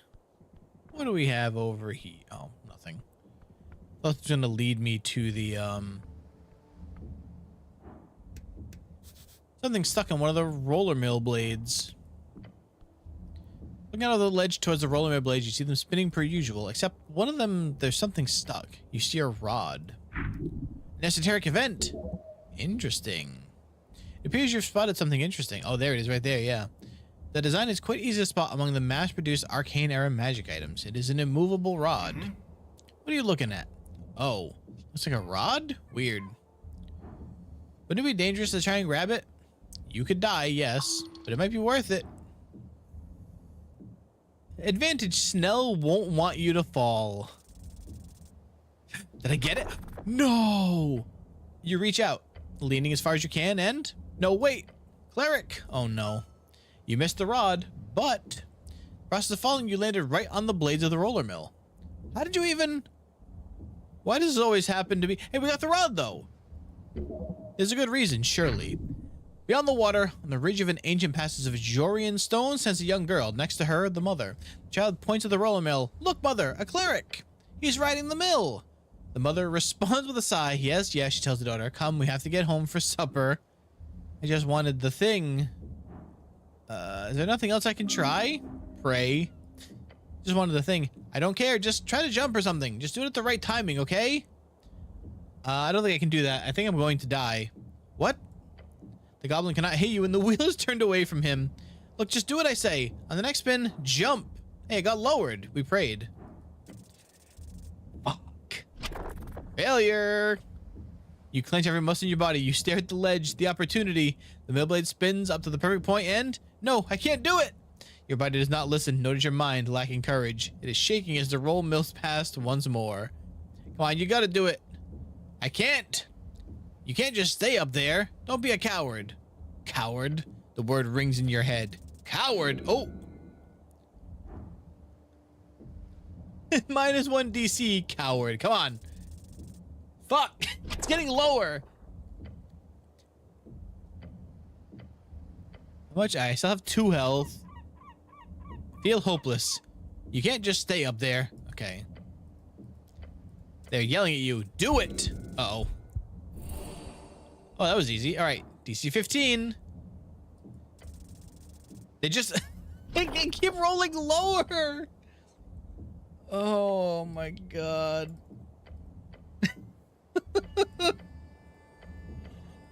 Time to die again. I can't even see the rolls. Oh, is it because it's over my head? DC 12. You can do this. Oh my God.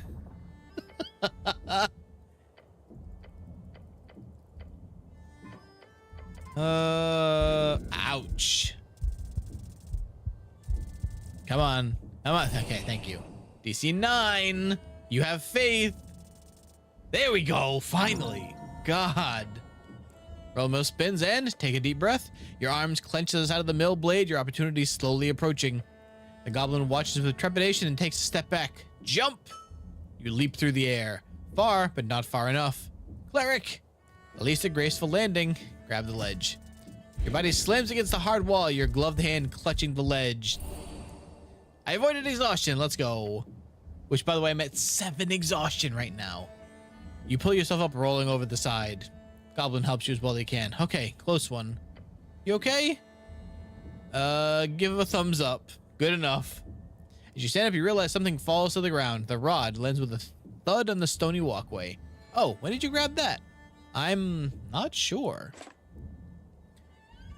It's a hard wooden frame with fancy iron set pieces on each end. The handle is a button, however, it appears to be permanently pressed down on. Oh, it's an immovable rod. I've seen one of those before. I don't think it's supposed to move though, right? Alright, let's investigate it. Quick swipe of your hand reveals its magical nature. The tingle. However, this item is clearly broken. Broken how? Try giving it to the goblin. Goblin grabs the rod. As you do, the goblin holds it alone. Yeah? It's really light. It's esoteric, clearly. Try tossing it in the air. He shrugs. Okay. Toss it in the air and the rod does not leave his palm. What? He mutters and tries to let go of the magic item. I can't. It's like I'm glued to it. What the hell? Here, take it back. Goblin hands it over to you without a problem. He looks perplexed. Try touching it against the ground. As you do, it gets stuck to the ground. Obviously. It's a broken immovable rod. It's a movable rod? Sure. Huh. Whenever the object touches the last, the rod will be esoterically locked and aligned with. It cannot be moved once it touches an object unless it comes in contact with the second object. So, what can this be used for? Used? Oh, nothing. Quite literally a useless stick. Really? Well, if used very carefully, it could be a bookend. Was it worth it? Move on. I mean, it's a cool stick. It's a very, very interesting stick that can never be bad. Right. Is that just in my inventory now? It sure is. Does it give me anything? +1 dex. Let's go. There we go. Okay. That's something definitely happened there. Oh, wait, here we go. Can I get in this way? Can I just sneak in through the giant building that cracked in half? Dwarven stone broken in half. Pure violence. I cannot actually get up that way. Okay, well, this didn't work how I wanted. Did you think with death that counts for anything in usefulness? Whoa, hi there. Lady Shamar, Mountain Lamb. Hi. Hooded woman cape flutters as an icy wind rushes through Tolstad Rise. Her eyes are locked with yours. Greetings. Hello. Her voice is emotionless and spoken from deep in her chest. The voice of a priestess. I am Chamar. I am hail from the slopes of the mountain. She bows her head slowly. A golden horde servant. Remnants of the Celestial Empire in Divinitorum, led by a horrifying choir, a hyper-intelligent light being there, spread fear throughout the land as well as parts of western Ascani. A human from Divinitorum? Golden Horde? Yes. I do not have time to talk much. I'm in service of the ambassador, as you can imagine. I'm not here to socialize. Okay. Why are you staring at me so much? Is it a bad thing to do in the city? I mean, not if you have good reason. What reason? Trying to look cool. If you're trying to look cool? She nods. Okay. Then looks away. I will stop making eye contact in accordance with your local norms. Okay. Bye. Where do I find this, what is this? Toll's route north. Oh, okay, so Dara's house is up there. Hello? Oh. You see a girl with glasses stuffing a mail slit with a magazine. Yeah, that's not a courier, he whispers to you. What do you mean, Snell? She's delivering the news, clearly. Girl gives up and trying to jam the slightly too large paper in the mailbox opening. Huh? She looks at you adjusting her glasses. What's going on here? I don't have time for this. Whoop! What is you here from an alley? Let's go! She glances at the stack of papers and mutters to herself. Shit. We gotta get this done before evening, otherwise Waterlane is screwed. You hear the girl in green groan and grabs her stack of papers, then rushes down the alleyway. Not sure what that was about. Did you see the armband? Asgalisk. Bit too young to be an Asgalisk representative. Bit too woman to be a high-ranking guild worker. What is that phrasing? Okay. You hanging out the window here? Oh, can't go in here either. And there's nothing. All right, I guess we go to Darrow's and see if we can get in. Yeah, the Darrow house. Whoa. Hi there? Whoa, you are cool as hell. I am the Coin Lord's. In the Coin Lord's garden, you encounter a porcelain specter. To tell you, the strength threat is broken. Racist, I think it's American. It's a lot of things. Her armor glimmers. Her very presence blinds you. She floats gently in the air, strangely unaffected by the river winds. Your goblin companion keeps his distance, muttering under his breath a word of disdain. Angel. Bow your head. The creature does not turn to face you. Instead, her many eyes simply pivot their gaze. A handful of Celestials are employed by the city after the Clanland's Deal of 13. In 13 PE, 14 years ago, a fragile peace was signed in the halfling Clanlands in the west of Norvik. The Golden Horde have since been a powerful ally to the city. Arcane Cleric, she echoes, of the Palace of Script House in Earthguard. This is the one. This is Valkyrie. Keep her safe. You? Keep her safe?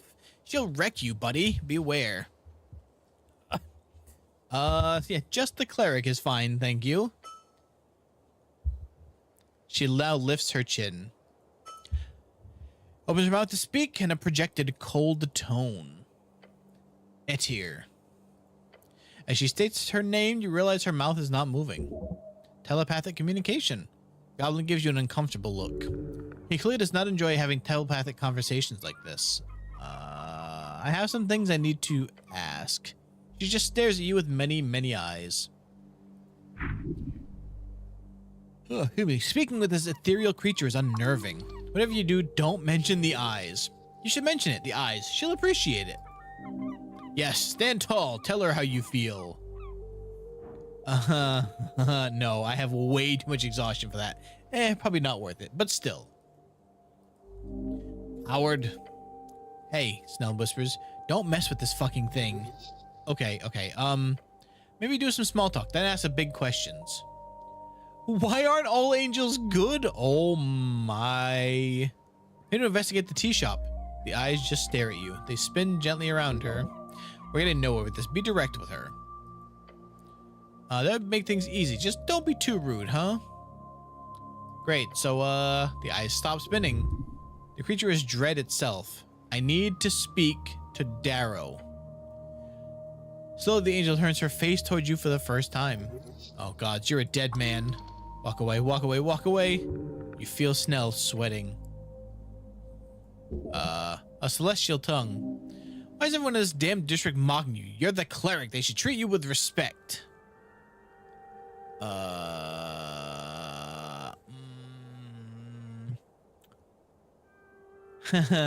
You know what? It'll be funny. Take a step forward. Don't disrespect me, Angel. As you do, she makes her first real move. 1 step. Her hand places on top of your helmet. What? When? The goblin grits his teeth and stumbles back. The ring rotates around her head and now yours. She is close. Stay silent. She leans in. You see through the gap in her skull where her eyes should be. A warning, cleric. Jedno, she whispers, before taking a step back, leaving you frozen. You don't like her. Your body is pulled towards her. That was awesome. Coin-led Darrow is busy. I'm here on city business and I need to speak with him. She looks to her right, towards the building leaning against the ancient tower. After a moment, she says, Coin-led Darrow will be available post-midnight. He will only be available after midnight between 0 and 6. Oh, God, that's so long from now. He will be in his restoir.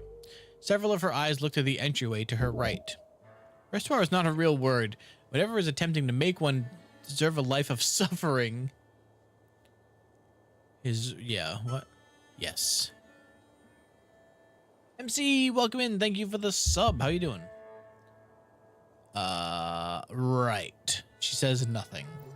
She's clearly a master manipulator, just standing there, staring. She says only what is needed. That is commendable. I need access to the tea shop. Coin-led Darrow has requested no unauthorized access, but I am authorized. You are not. You speak good human for an angel. Human is not a language. You speak this language good, though. I speak every tongue, cleric. It is not special. Goblin raises an eyebrow. Really? Even goblin? Tima, she says, turning her gaze to him. What a show-off. Oh, awesome. Good job, lady. You goblins speak goblin and Norvik after the integration efforts. Not integration, it was a genocide. The goblin genocide.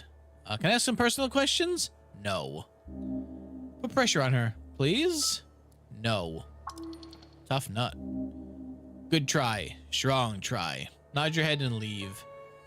So her right, that'd be this door, right? Back door looks cramped. Can I walk past you? Level advancement. Wait, I level up? Nice. Okay. Sweet.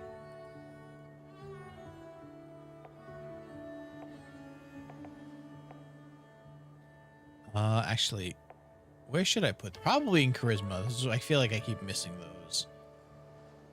Let's do that, yeah. Entrance to the old guard tower. Is this a snail? Really ancient piece of history propped up as a garden decoration. Can I take it? Oh, shut up drawer. Oh yeah, okay.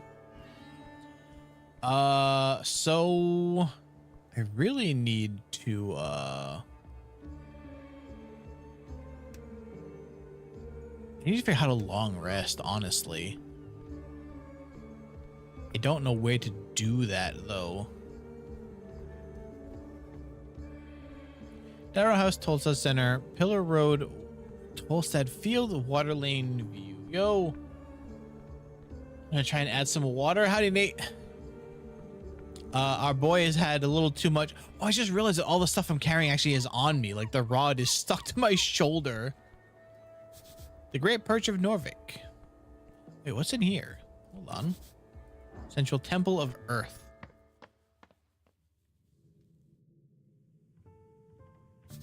All who pass are mine to keep. What do you mean by that? The election looms, 4 days remaining. See a bunch of scattered boxes and iron poles. The election is looming, you must defend the city. Who tossed these in a pile? The Free Striders were in charge. This would be organized already. Cool. Whoa. Who are you? The duck? Whoa! Dark iron can of a man sits alone on the temple steps, his face obscured, an axe strapped to his back. This is a real man, a hero. I have some questions, good knight. His helmet is slumped downward slightly. You okay, citizen? No response. My good knight, say something. Metallic scraping noise fills your ears. The knight is moving ever so slightly. His head turns. Your name, soldier. His voice echoes out into the open chamber. What is wrong? I'm not a soldier. You hear the knight clenching his iron gauntlet. No, you are. What, does he want to fight? The knight's head slumps once again. Speak your mind. What do you know about the tea shop? Not much. You see anything suspicious before the explosion? No. You sure? The knight nods slowly. Do you have any piece of info that would help me? He goes silent for a moment. A man passed through the halls below. Civilians do not pass there. Past the crypt entrance through the goblin's domain into the southern caverns. Okay. That's the flip caverns where gravity is reversed below the city ruins. Basically dive deep like some splunker. Yes. What's past the crypts? The roots of the goblin's tree. Then more tunnels, the southern tunnels. Then the sewers. How do I get there? There are paths. Most are trapped. Once you get there, the alligator might know more. His grounds are near. Yeah, okay, sure. I'll look for an alligator in the sewers. He nods slowly. Do not anger him. This is great. Thank you, my good knight. He is quiet. He likes you. Other questions. What about your armor? Where'd you get that cool armor? The knight sits completely still and does not answer the question. Think you're amazing, my good knight. No response. You feel invalid next to this man. You must learn ways from him. Oh no, don't do this. No, we're not gonna... I'm gonna kick my ass. What's up with that mess? Points at the ballot boxes. Without thinking his head, the knight answers in a cold tone. Election. What are you voting for, my good knight? No reply. Everyone should vote for me, ideally. The knight doesn't even move.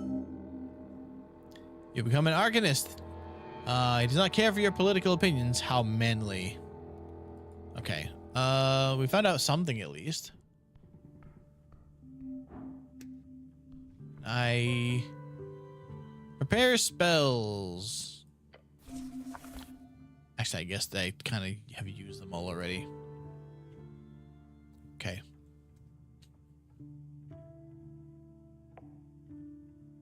How did I finish this?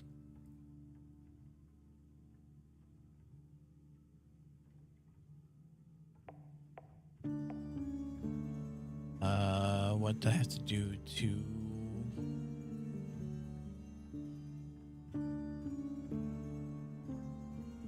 Uh-oh. Saying you're streaming together, gal. Yep. Yeah, we're trying a thing.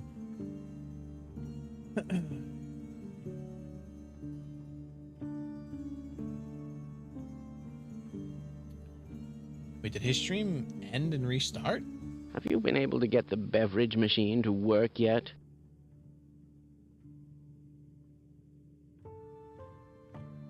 I'll mention on Discord later what it is. Okay.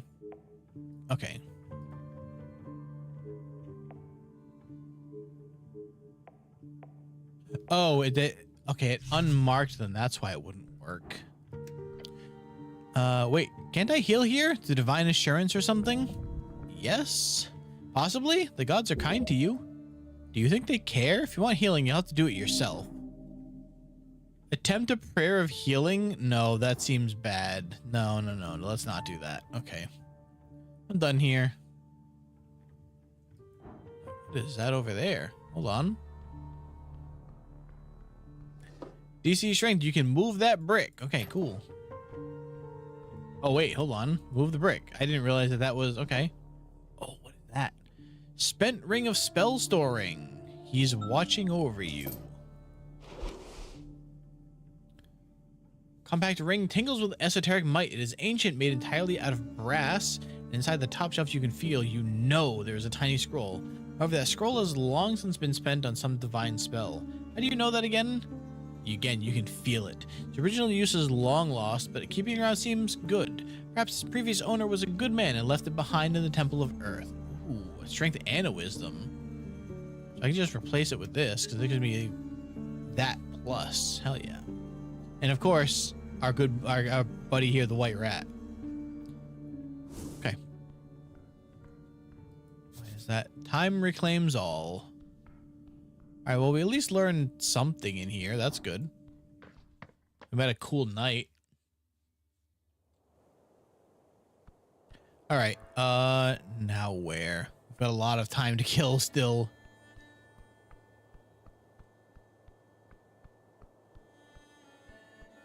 A lot of people I cannot talk to. Bag, hello. Money. Oily instructions.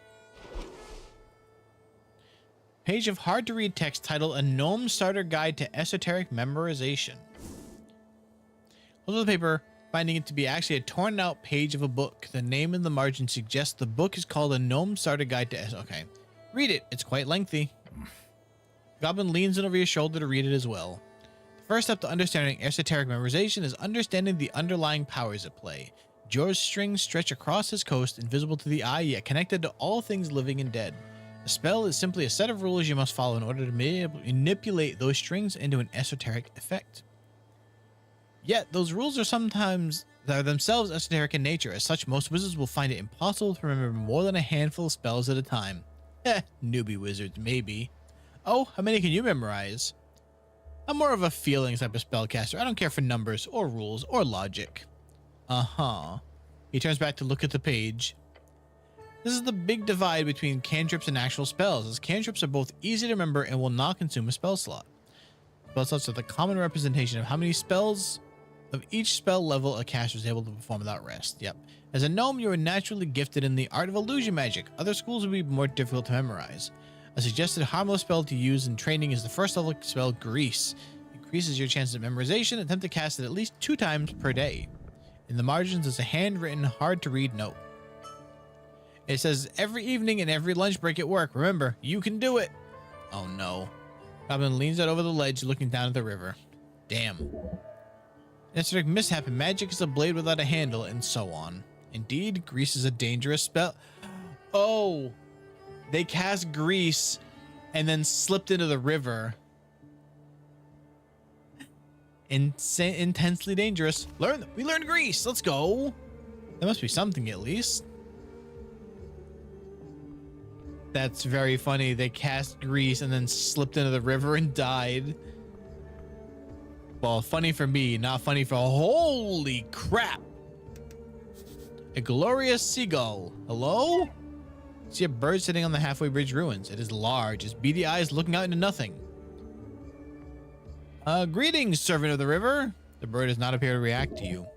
The giant seagull. You have a number of traumatic run-ins with them during your youth. Pet the birdie. You reach forth, the gull doesn't seem to react until it snaps at your fingers. Pinch of pain. Don't. I want to keep petting the bird. You sure? That doesn't seem too smart. The bird must respect you and your wishes. Do it. Why does you deal with creatures like this? This is below you. You think this guy knows something, Snell? I don't know, cleric. It's a gull. Nod your head and leave. Okay. I have another spell. Let's heal again. Cool. 1. Great. Perfect. Just start looting money out of all of these things? Apparently, yes. Wait, apple. I can eat that and get some more health back. Can't eat. Too full. How do I get... Oh, I just have to walk underneath. Yeah. Okay. All right. Whoop, whoop. Let me out. Okay. Oh, there's a ramp there. Okay. Pillar kiosk? Wait, what is this? Hello? Huh? Hello there, sir. Get behind the counter, taps a pile of newspapers. You a postie? What the fuck did you just call me? What? Do you read the... I'm asking... The Post is a respectable magazine. A postie is a good nickname. Kid looks distraught. Never mind. Welcome to the Pillar Kiosk. How can I help you today, sir? Let's try. Do you want to buy something? Yes, I want to buy something. I also have questions. Mostly about the tea shop. Okay. Looks on the road. Not much traffic lately, so sure. My boss shows up. You gotta buy something, though. How much money do I have again? What do you know about the tea shop? Do you know a Frank, son of Frank? No, not really. His eyes shot open for a split second.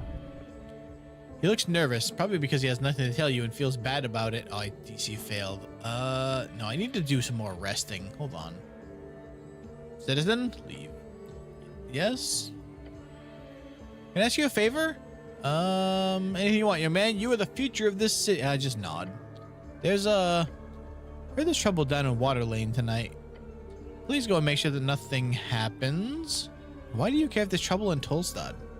Looks down, please just do it. Okay. Tonight, huh? Just sit and take a rest. I need to remove some of this exhaustion because it is not great. It's much too high. So 1 level spell, sweet. I think that means I only have 1. Okay.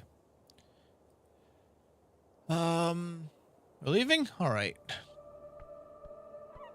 All right, where is Water Lane anyway? I don't think I know where that is yet.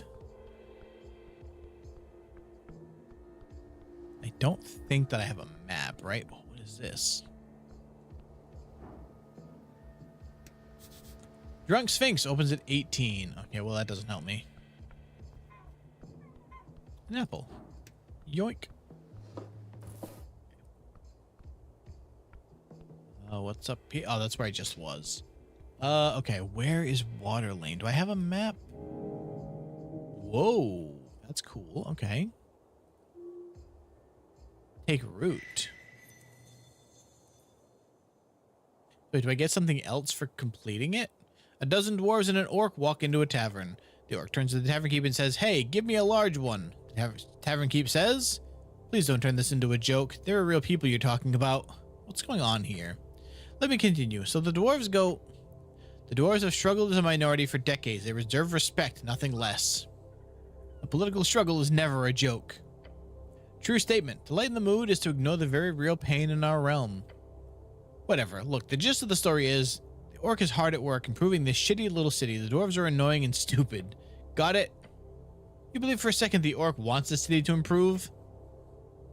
This is some kind of debate, huh? Kind way to put it.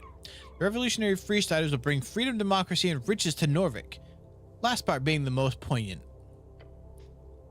Let us focus on each of those points one at a time. Oh, come on. Freedom. Free striders would only focus on helping the rich and so on. Democracy. They do like that, but they're really corrupt also. Ridiculous. Riches. They might bring a lot of money to the city, but it's always going to go to the factory owners and already rich folk. Yeah, because they actually work. This is silly. Without free shredders, you'd probably be a farmer. Who the fuck wants to be a farmer? Farming is good, healthy work. Don't change the subject. Do you two ever shut up? Not really. Okay. Yes, you must retain the spirit of the Asgalian Revolution. As you complete the quest branch, you can allow it to take root in your mind. When doing this, you must make a choice between available feats. Take a deep breath and stand against the ever-growing wave of capitalism. You should choose the Asgalian spirit and speech. With this feat, you restore 1 hit point for every hour that passes. Yo. Greed ain't so bad. To be able to unlock a better life for yourself, who wouldn't want that? You should clearly choose Money Talks. With this feat, you gain 50% more crown. No, screw that. Nice. You've chosen well. True harmony comes being in tune with your fellow folk. The dwarven way is the good way, the egalitarian way. I feel like you've resolved some conflict in the world. Look at that. I think that's the only one we've completed, though. Yeah. That's the tea shop one.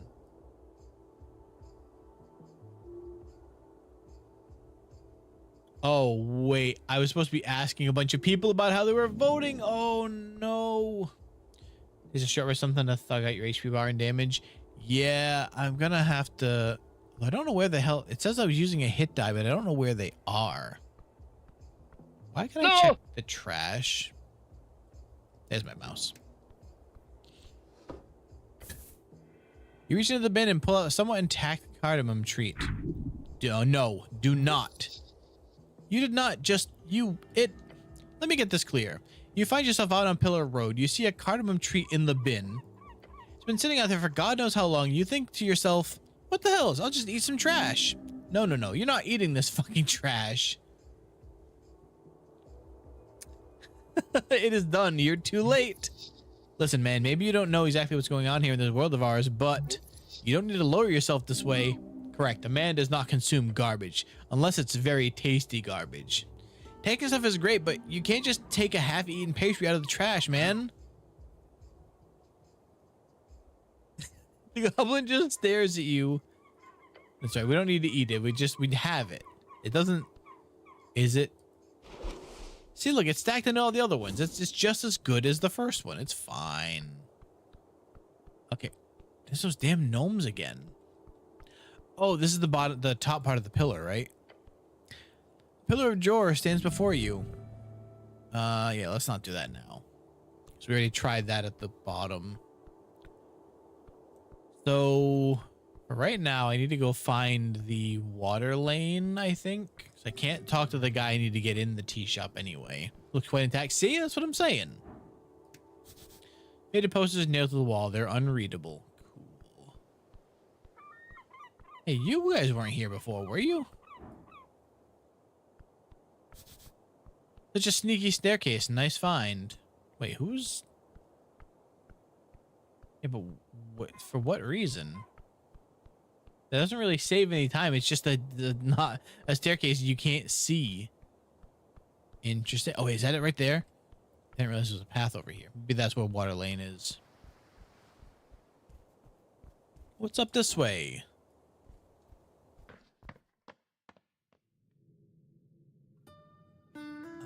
Pillar crossing.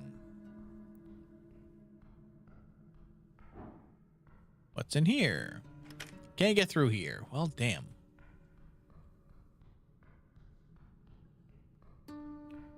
I don't know where any of this is taking me. Tunnel to the goblin garden. It smells musty. Oh, that does work. Okay, so can I go back through this way now? Hell yeah. Okay. Shortcut opened. This is the pillar again. Can I go in here? No. Sign says dormitory out of commission. Market door says Simi, son of Strokebat. Oh, these are the dwarves that we kind of kicked out of the Okay, this isn't where I want to be then. How do I get to the river place? I forget what it's called now.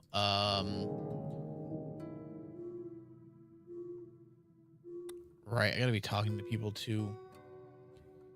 Water lane. Yeah, how do I get to water lane? Really gotta set grease now too. Wait, I was going this way. I mean, this is going down. Maybe this is what I needed. Leads outside eventually. Oh, let's find out.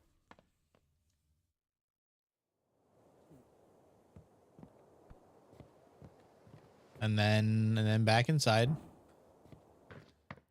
We're working our way somewhere. A lot of Oh, it's up here. This doesn't help anything. I don't think. No, but I know where I am now. All right, let's go back this way.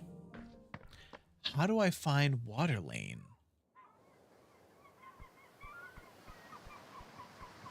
What's down there? Sacred River fights against red rocks. Is there a path this way? There is. Oh, wait, that just goes. I know where that goes. About this way. Nope, I know where this is too. Crap. Okay. I don't know where to go. Where is? In the commune with the earth. Where are you going?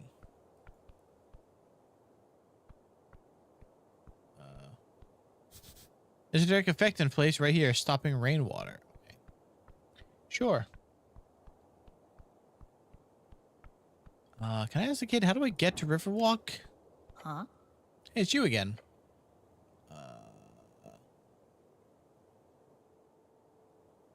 Which is to tame a dame, why not? Of course, here you go, lots of men buy this one.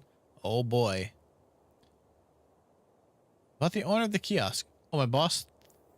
The Lassos? Pretty nice merman. What do you want to know? What does he pay you? Get 5 crowns an hour. It's a pretty good salary for someone my age. That's pretty good, decent salary. Good work, kid. Thanks, my brother taught me to negotiate. As long as you feel like you're selling your labor at a fair price, remember to stay vigilant. Sure, I don't really know what that means, but yes, absolutely. He's confused. I think I want to ask, where is stuff that exploded? Stare at the boy. I was here, you know, saw it with my own 2 eyes. Look over your shoulder. Definitely heard it too. Did you see anyone suspicious? Not really. Just a normal type. A goblin was arguing with a human by the temple. Just some mild chatting about business things. Otherwise, pretty dead around here. Anything else? How about the bird? The goblin chimes in. Yeah, sure, I did see Mr. Drummer. He's the owner of the tea shop, former tea shop. Usually the shop opens in the afternoon on work days. It's not weird at all to see him about all day. Chatty fellow, buys lots of newspapers. All right, where was he going? Don't know. Saw him leaving the tea shop right before noon. Yeah, right before noon? Yep, right before the massive explosion occurred? He clicks his tongue. When you put it like that. Look, I don't know where Mr. Drummer went or where he went. Oh, Mr. Drummer is or where he went. Saw him rushing down the stairs, guessing he was headed for Water Lane like everyone else does. Okay, well, how do I get here? Located in a massive tunnel pierced in the center of Tolstad is a so-called marvel of dwarven engineering. Okay. How do I get there? Okay, let's leave. Wait, can I read this book? Magazine aimed at teaching men how to attract and woo women. It is very popular, partly due to the pin-up artwork. Oh my god. It gives me strength, but makes me lose charisma. You probably shouldn't take too much inspiration from it. Incredible. Okay, yeah, we're not gonna put that on. We have plenty of strength, and we don't need to lose more charisma. Thanks. I don't have a map, do I? Crap. Yes, I do. Okay.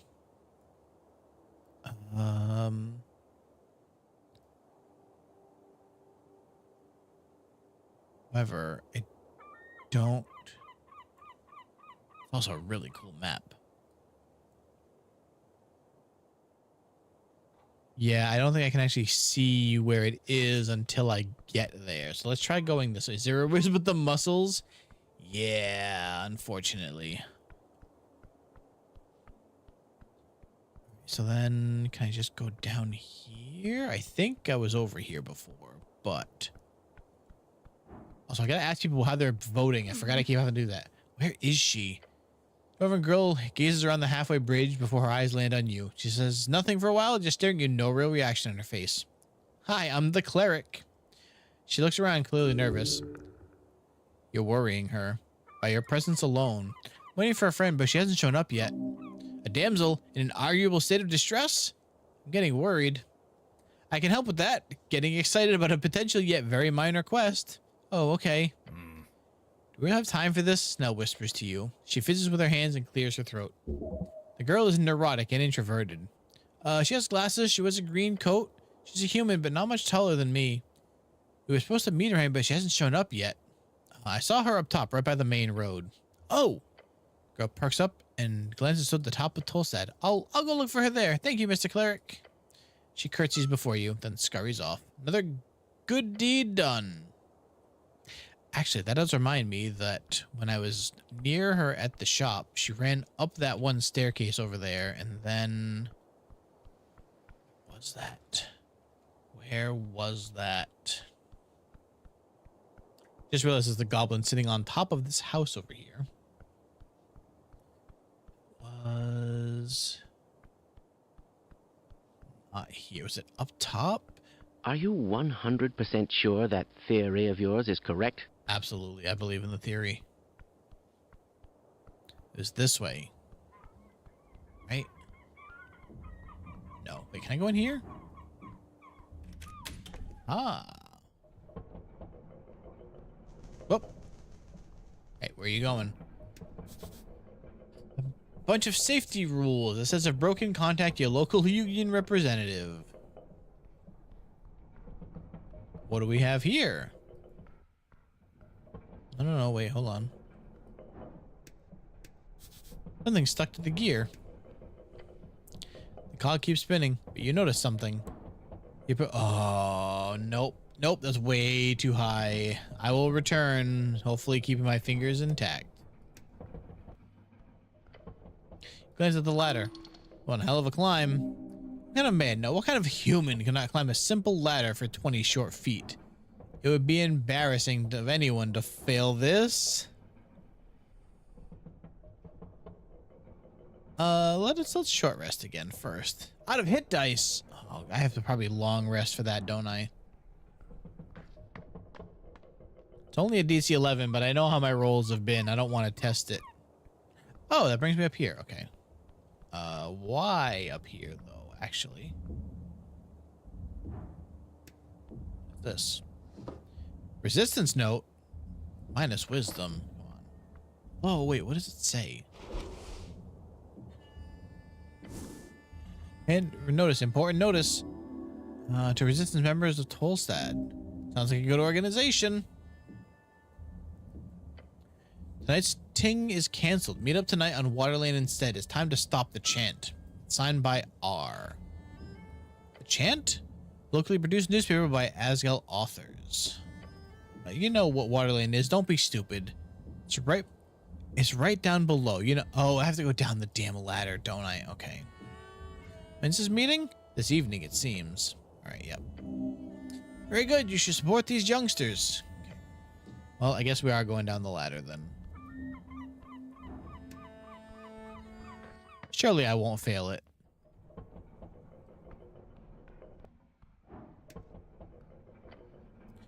Okay. Okay, good. Great. There we go. Take a confident step on the ladder, you begin your climb. You close your eyes as you do in order to fully immerse yourself in the experience of changing your elevation. You are afraid it is very high, yet your body remains calm. But within a moment, you are at the bottom of the ladder. Mm-hmm. God, you're slow. Can we get moving now? Very rude. Anything good on here? Incense. More treats. This must lead to the rest of the roller mill. Actually, wait. Is this open? Wooden door blocks your path. Feel the handle. Oh, yeah. Locked tight. That must lead to the back office. Haven't been in here before, but I think they closed down a while ago. Heard rumors from some goblins that worked here. I think the owner fired them all out of nowhere. If they closed down, why is it still spinning? Yeah, that's actually concerning now that I think about it. I'll ask around. Nothing to worry about, though. Oh, both of these are not great. Actually, there's a pretty low chance that I hit a 21. Yeah, okay. Need to figure out how to long rest, but near the water. Don't fall in again. All right, did we find water lane? I hope. Whoa! A regular, non-giant crab. Spot a crab on the rock. One of the greatest of Ascani creatures, the Norvikian river crab. Official name, Tornian crawler. It does a little shimmy. Yes, cleric, that is a crab. How much health do I have? You know what? You reach forth on the crab, it flexively snips onto your index fingers. Huh? Panic. It pinches your fingers hard. Hard. Your constitution index will come off soon. Ow. Come on. Oh. I just died. The string is severed. Wait, when did I save last? Oh, no. Oh, interesting. When I meet more people, they show up on the, Oh, boy. When did I say? Oh, you know what? It probably auto-saved. Yeah, this is... Okay, this isn't that bad.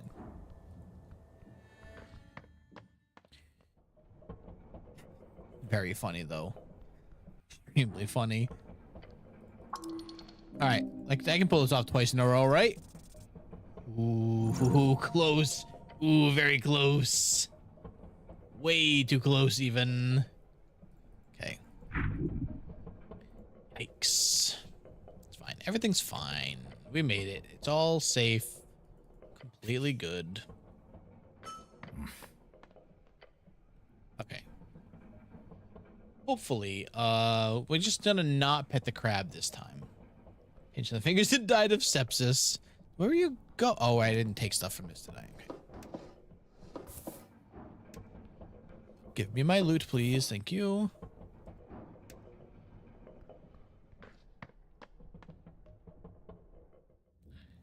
All right, we leave the crab alone now. Goodbye, crab. I am curious what I can do with that at some point, but... There we go, water lane. Conquest by river, land, and heart. I do need to figure out how to pass time when it's... I can't rest, though, is the thing. I also need to find people I can talk to so I can ask them about... It's closed for the day. Well, crap. A cursed ring he ripped off soon. Hello? Anyone I can talk to? Stairs down to a bustling dock. Yeah, let's go down there. Can I go down there? No. Torna, the first of the river guilds.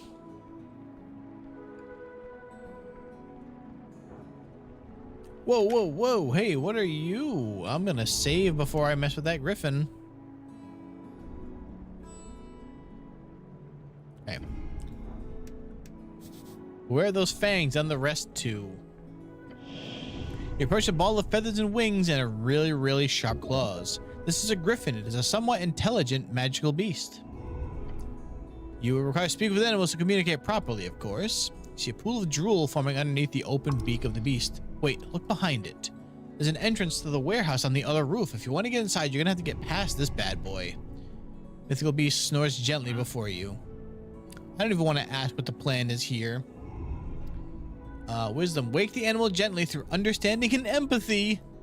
Attempt to sneak past it. All right, let's do the... Oh, a DC 20. No, I regret this. Let's not. It's a majestic creature, Snell. Don't you want to pet it too? No, thank you. And seriously, be careful. I'm not cleaning up the guts if that thing skewers you. Okay, we'll leave that alone for now too. I need to find, like, people. Talk to any of you.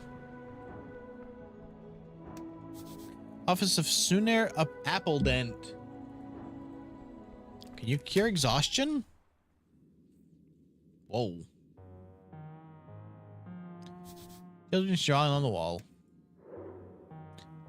Gotta pick up the rat. No, the rat. I wanted the rat. Damn. Take a step into a cramped office standing in front of a sleeping halfling. Is he a scholar? Curse the gods. Go investigate his book collection before waking the halfling. Can I actually? Small magic quill and paper. Oh. Tiny dictator. Something stuck between the pages. Dream patch? What is that? See a collection of books with the philosophy canon, none of which you are airily able to understand. Next to them, a line of famous political books: Asgulus Theory, Hedonist, The Dark Book of Shadow, Lexandro, and many more. The Dark Book of Shadow by the Shadow Lord. You pick up the black-covered tome, a faint tingle goes through your gloved hand. That's the most evil book I've ever seen. How'd you even get the cover of to be that black? It's like a void. Thickened graphene. How they create the darkness on the cover. A memory lingers on this tome. If you open it, you shall recall. You know what? Sure. The text is not dangerous. The pages show but a holy scripture of the Shadow Lord's lost religion, one of eternal servitude and search for life in death. However, you remember it well. This was the first book you were ordered to study as punishment for your idiotic behavior at the towers. You remember your first journey towards the esoteric. Yeah, you know what? Yeah, let's go. How liberating it was to know beyond any doubt how much greatness hid within your mind. Blurred faces, hushed whispers, a crowd of thoughtful peers each snickering about your hand. A raised hand among a crowd of sheep. Patriarch is not just a religious text. They stare at you. It's a spell book. Those were the words. Oh, how they laughed. He asked you to prove yourself, so you did. I went to the Patriarch. I took the Book of Shadow. Yes. Then I... Yes. Memorized Detect Alignment. You memorize it on the spot. Then you cast the ancient spell once used by the Death Knights of the Shadow Lord to subjugate and control the minds of his people. A spell that, despite its first level, had not learned by most clerics until they grasped the intricacies of higher tier spellcasting. Everyone was stunned by your excellence. To not only master such a spell, but to do it in seconds instead of days. That moment, it was yours. For that moment, you marked your place in the towers as the greatest spellcaster, the greatest talent among them all. However, as always, the weak feared the strong. That moment also began your ostracization. You would never be among them, never have peers. None would see you in any way as a brother or a comrade. I would be a leader. You are. And you shall continue to be. Gasp for air. Your vision is blurry. It is filled by the pages of that book. It is a good one despite its religious fervor. As many would say, the Shadow Lord was as much an early arcanist as it was the greatest of the walking gods. Can I look at any of the other ones? Blind Manifesto by the Hedonists. The book. The book. Oh, nice. Always listen to your hungry stomach, it says, with big ugly letters on its first page.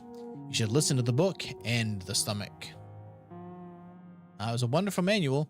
Same as always, the book begins with a tirade about property ownership. Then on the 5th page, you find a diagram showing how to ritualistically summon a demon. It's incorrect, however, on purpose. Supposedly, the rest is a series of essays on the topics of hedonism, rejection of statehood, free association, maximizing cessation, direct diplomacy, and reciprocal exchange. Paints an image of an ideal world where all can live without strife simply through the cooperation and love of all things. Made illegal in many cities after its release in 466 AE, after this rambling text has survived for one reason or another. This is the thing that makes you feel good. Look at the chapter on free love. You flip pages 52, you remember it well. It has pictures. Tiny scribblings, something akin to stick figures positioned in various enwrapped unities. You remember the words well. The guide on how to make ultimate sensations of flesh. Kinda hot, in a sad way. Remember it well. You will need it one day. Okay. I think we can wake him up now. I think that we've looked at all the other stuff in here, right?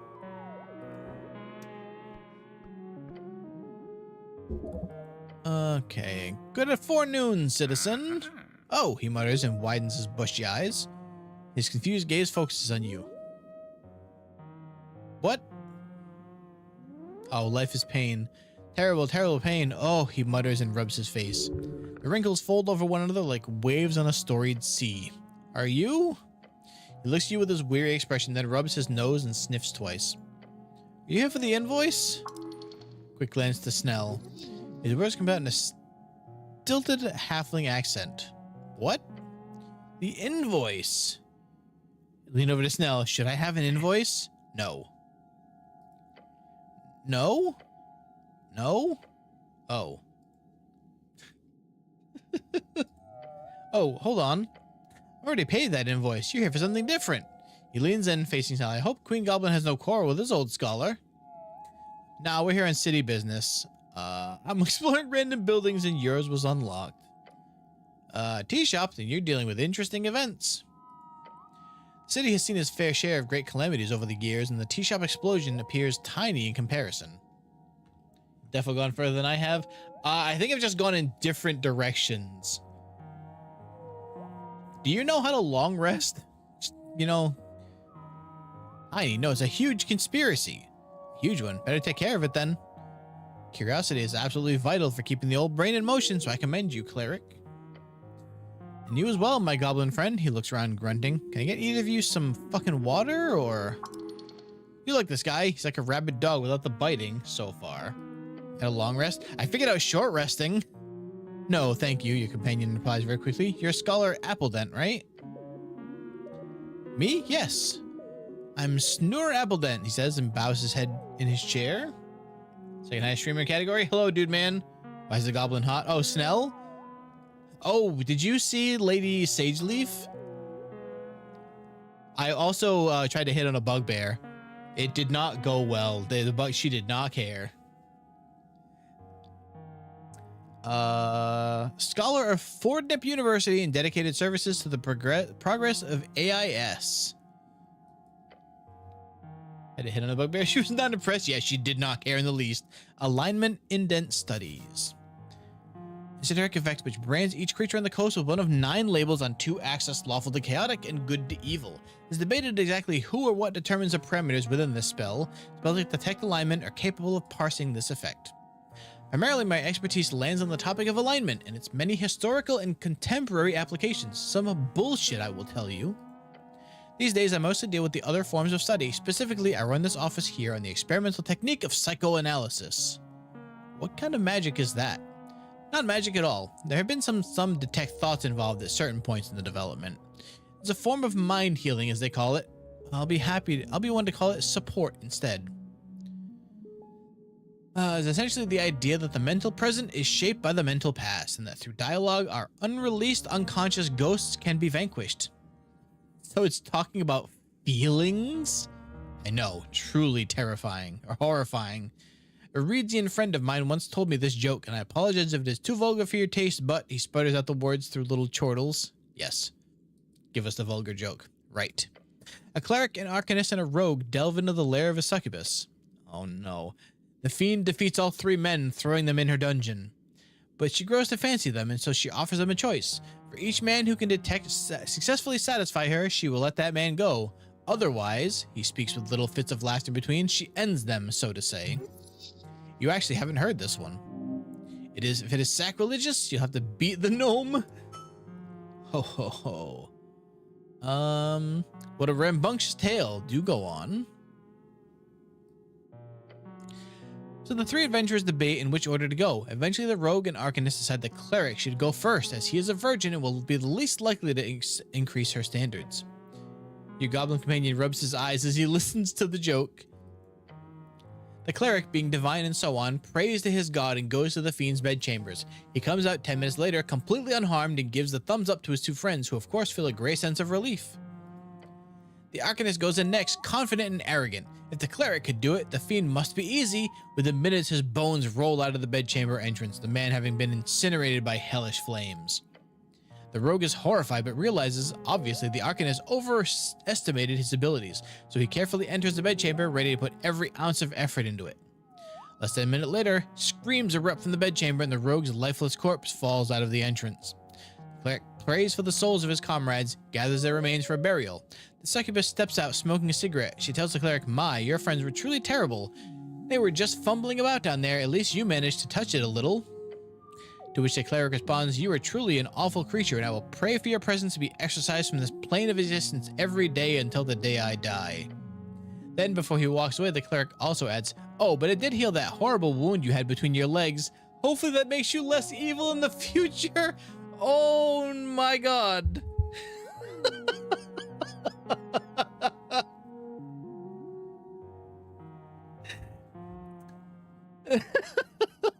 The goblin lets out a slight gust of wind through his nose.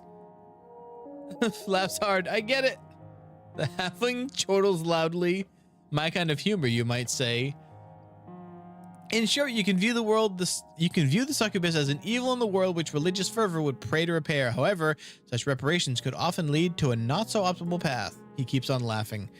Or most simply, you could say it's a basic allegory for alignment itself. The cleric meant well for all intents, but his actions cost the lives of both his comrades. Is that evil or is that good? And so on. Either way, psychoanalysis, yes, that's what we were talking about. It's about your feelings, thoughts, memories, choices you've made, things that have happened to you. They can bog you down, so to say, and that goal in my clinical practice is to take root out of patients' mind and help make them aware of repressed negative baggage, if you will. So one can move forward more speedily. I don't have any repressed negative feelings. A bold claim. That's not the only thing I work on here. Currently exploring the dream of animus. It's something to do with masculinity and femininity based on Cividix's ideas. You explore men and women. Poor phrasing, but yes. Beyond that, I also focus a lot on my own unverified theories. He slaps his knees and grins. The Folk Spirit, have you heard of it? I have not. Understandable, it's not yet published. The Folk Spirit is the working title for my new thesis. The phrasing was just fine. He didn't disagree, though. Most of it, excuse my Aranim, fucking bullshit. Anuran? I know what that word is. But in short, it's about how each folk share a number of core communal archetypes or myths. I've traveled around the coast to collect many tales, writing down thousands of stories previously only passed down orally. All to see how well my theories hold up in the mind of so many folk. He clears his throat and leans back in his chair. Apologies, I'm ranting here. Let us put a stop to this. What do you want, cleric?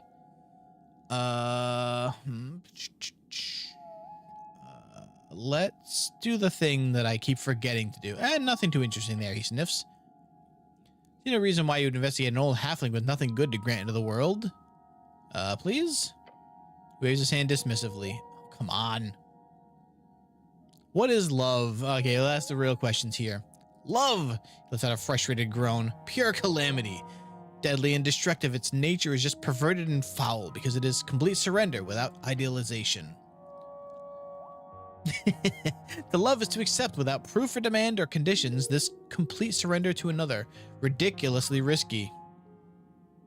Yeah, fuck love. Give him a fist bump. Yes. He bumps your fist. Hey, fuck it right away. Then he takes a breath. Love is completely unpredictable and the dangerous encounter. I've yet to meet a sentient folk which is not afflicted by it, and interestingly enough, I see no difference. It is universal. Elf love, halfling love, devil love. True love is always irrational. It is finding the perfect inside of the imperfect and falling entirely into it, swallowed by it. Some folk might act it out in different ways depending on their communal nature or biological urges, but if you are one of the few who do not need it, good, be happy. If you are not, then good luck and may the gods bless your soul. Okay, I've talked to you for a long time now. Let me out of this place. Ooh. Okay, so... excluding the anti-magic messaging, free shredderism comes with great branding. I don't actually need to find people. Are you open yet? No. Open at sundown. Okay, so it's not sundown yet then. Where does this go?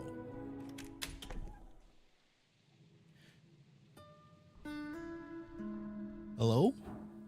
Who are you? The girl looks across the chasm.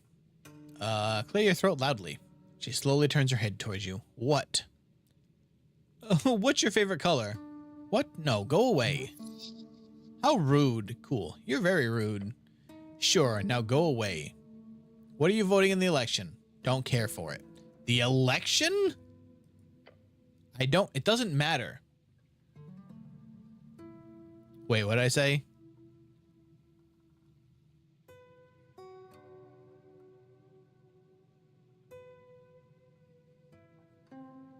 Oh, Kaz, yeah, I've read so much already. It doesn't matter. I wouldn't tell you if it did. I see, you're also voting for me. What? No. Just paint a picture of me on the voting card. Make me look real cool. Are you sure? Smirk inside of your helmet. Fuck off, you're not even on the ballot. Fuck off. I want to ask you some personal questions, but I have a feeling you won't respond in any meaningful way. Smart, can you go now? What do you know about the tea shop, mysterious woman? She rolls her eyes. It exploded. Why do you say that? Have you seen it? Okay, fair. Yeah, will you leave me alone now? No. Turns to look out again. Okay, that's all for now. I think that counts then. That means like, journal. Not journal. Quest tree. Does that count as having asked another person? 3 times. 3 real conversations with real people. However, I don't think this is where I want it to be either. The depths of Tolstad. Oh, wait, I think I do actually know where this is.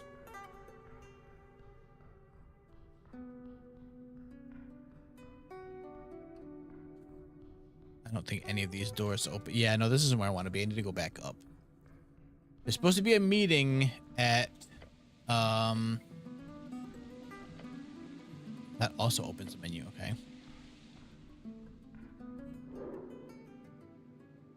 Do I have feats? No. Back up. Back up. There we go.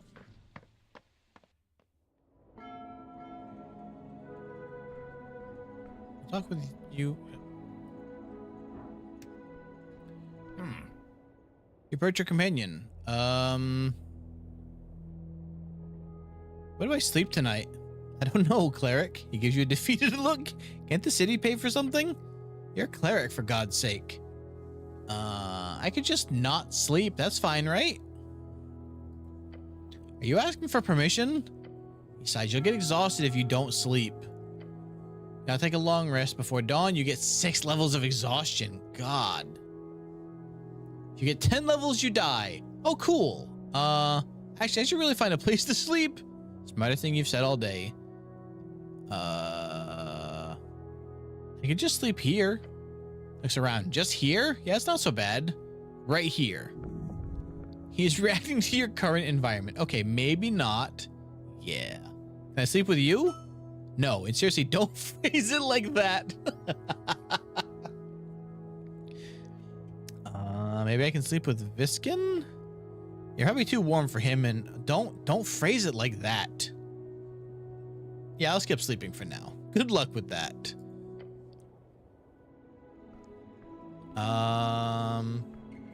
You're exhausting. It's so funny to just be completely ridiculous.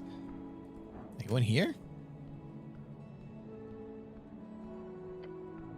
Standing before a damp door in a cramped corner house. The wood is dark, swollen with a perpetual moist of water lane. A layer of river mud and algae. Huh? You know someone here? Yeah? No? Then why are you standing here? Just knock on the door. You wrap your knuckles against the wood. Solid rhythmic knock. Hello? A moment passes. Then the sound of a heavy latch sliding. The door creaks open. A pair of bulbous eyes stare up at you. Is an Anaran. French? What is it? I am busy. Très occupé. I wanted to introduce myself. Long rests are go to sleep at night, so you gotta find somewhere to rest. Okay. My dude, why? Wait. He squints at your uniform. Are you, how do you say, le clerc? I am the cleric, yes. Ah, bon. Cleric, more like you, he nods respectfully. At least you are not from the Tith house. And peeks his head out from behind the door. Ask for a No, I'm not asking for money. What is your name? I am Guimau.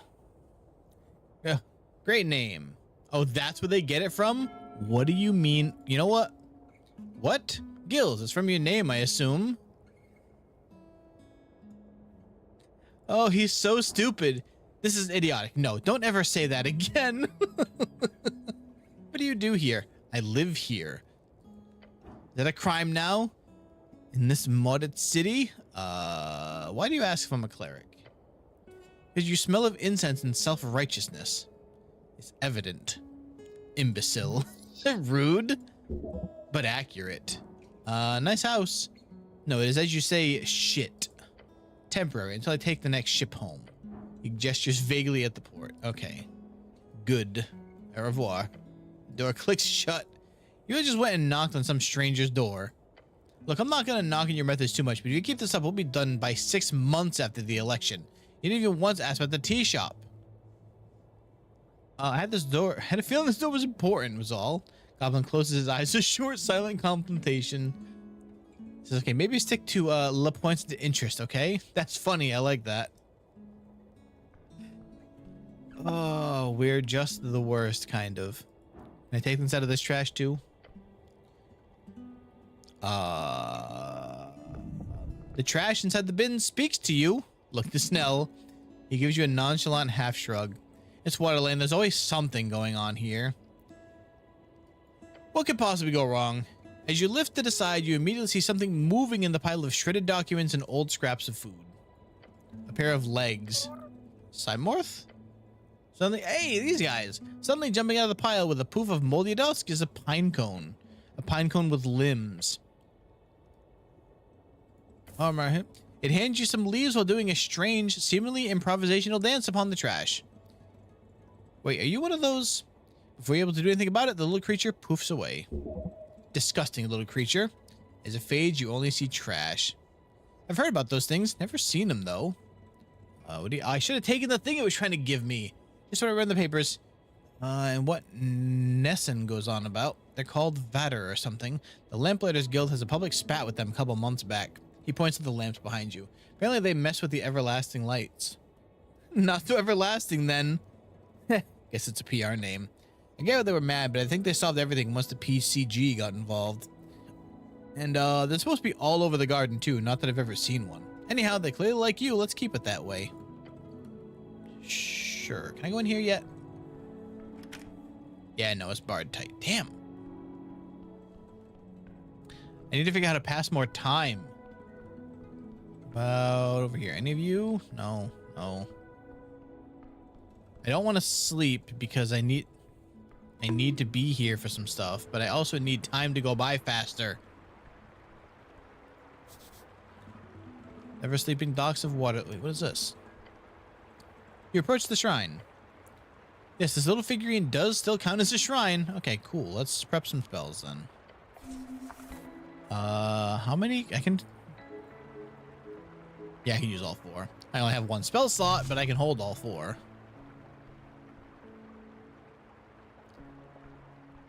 Interesting. What can I use grease for? Wait, did that go off, Omar?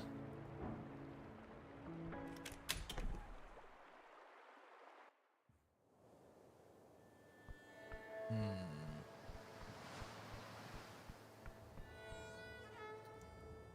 mean, talking with the crab would still work, right? It's just unhealthy but delicious food in my experience.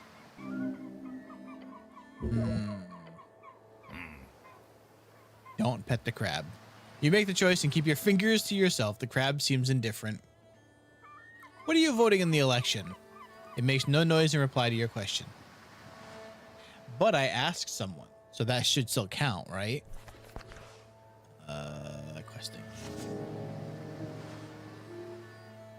No, damn. Still only 3. Awfully big crab. How the hell did it get up there? All right, I need to find more people to talk to, or I need to find somewhere to rest. That way, it's still gonna be a couple of hours before the Push the ladder once more. Long way to climb. I'm hoping it doesn't make me roll to climb down again. Got experience for climbing the ladder and a health. Health? Okay.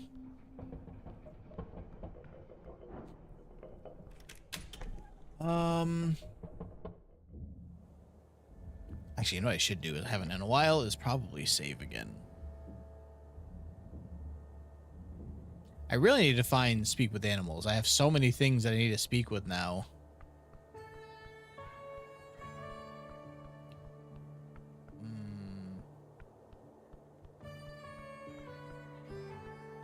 Let's just go up this way. I don't think the kid can vote in the election, so I don't bother asking him. Did I ask the duck? I honestly don't remember. Oh, wait a minute. What's over here? The weird assumption. I don't even remember what I was assuming. Need a key here, no doubt. Could be a halfling or something. No, I think he's an actual child. I didn't look at this, did I? You stare at the wondrous wood carving. A depiction of Earth at his greatest, a true man. However, you also notice a message carved into the base of the art piece. It says, Goblin was here. Heresy, what kind of ingrate would defile a sacred object? Seems like Goblin's at work again. This can only go well. I should try to remove that message. You should. It's only right for the cleric to clean up such a mess. Easy job. You have to take that carving knife by the candles and... Culture about children vote for my D&D campaign. Can the yellow one be trusted with this important mission? Your faith needs to be strong. Oh, boy. A hammer will surely help. You know what? Oh my god, I made it. Wow, okay. You start working. Picking up the tiny carving knife, the wood that was used to scratch the wood. You clean this up real quick. Dexterous fingers, you precisely carve a layer off the statue. In a few minutes, the message is entirely gone. Wonderful. Glorious work. Hanging on to a dead god, it's sad. Sad is a tragedy, but that does not mean we can forget his legacy. Fine craftsmanship is what it is. You could have been a woodcarver in another life. If it was anyway a lucrative career, that is. Well, it looks much better now. Oh yes, you're cleaning the world one message at a time. Hells yeah, you sure did great. Only problem? You did it for free like some welfare janitor. Next time, give a quote. Okay. I'm not gonna ask Snell. I feel like he's not gonna care. Alright, hello buddy. Did I ask you who you're voting for? Who do you serve? Oh wait, how do I open that gate down the stairs? I have the key. Oh, can I have it? No. You are too weak for that. The man is correct. You need to get back your strength first. The city below, it is darkness incarnate. Do not tread without care. You never do. Who do you serve? I serve... He trails off. Once again, he turns to look at you, the darkness within his helmet seeming to reach out towards you. As if grabbing hold of the very air, you feel everything growing cold. I serve nothing. Why are you loitering here? I am not. Well, voice echoes to... What are you doing then? I'm on my off hours.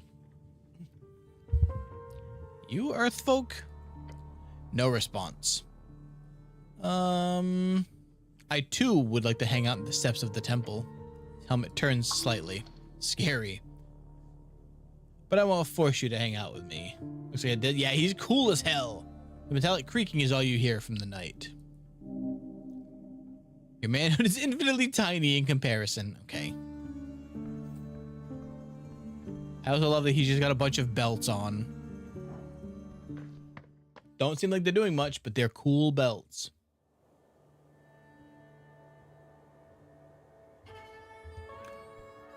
Okay,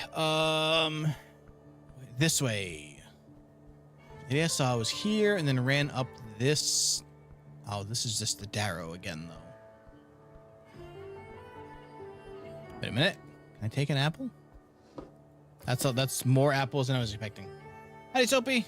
You're lurking. Have a good lurk. Are you streaming soon? Can't eat. Too full.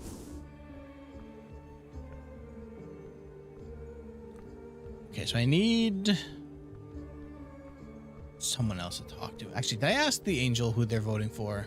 Hello? When can I speak to Darrow? Is it midnight, right?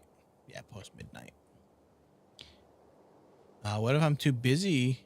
What should I do until I meet him? Just hang around? The eyes spin gently around her head. Tea shop owner, she says as if coming to life. Locate him. Well, okay, where? Do that. Return at midnight. Good idea. She knows a lot more about this quest of yours. Why can't he see me before midnight? She does not respond to your question. Either she does not know or cannot say. Can you grant me access to the shop? No. What if I'm too busy? You are not. How do you know that? She does not respond. Okay, great. Okay, bye. More about fantasy, more zippers, sci-fi. True.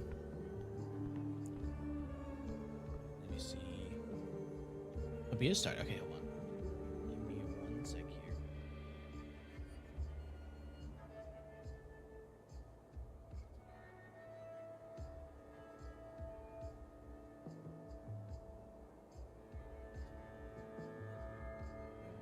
1 second.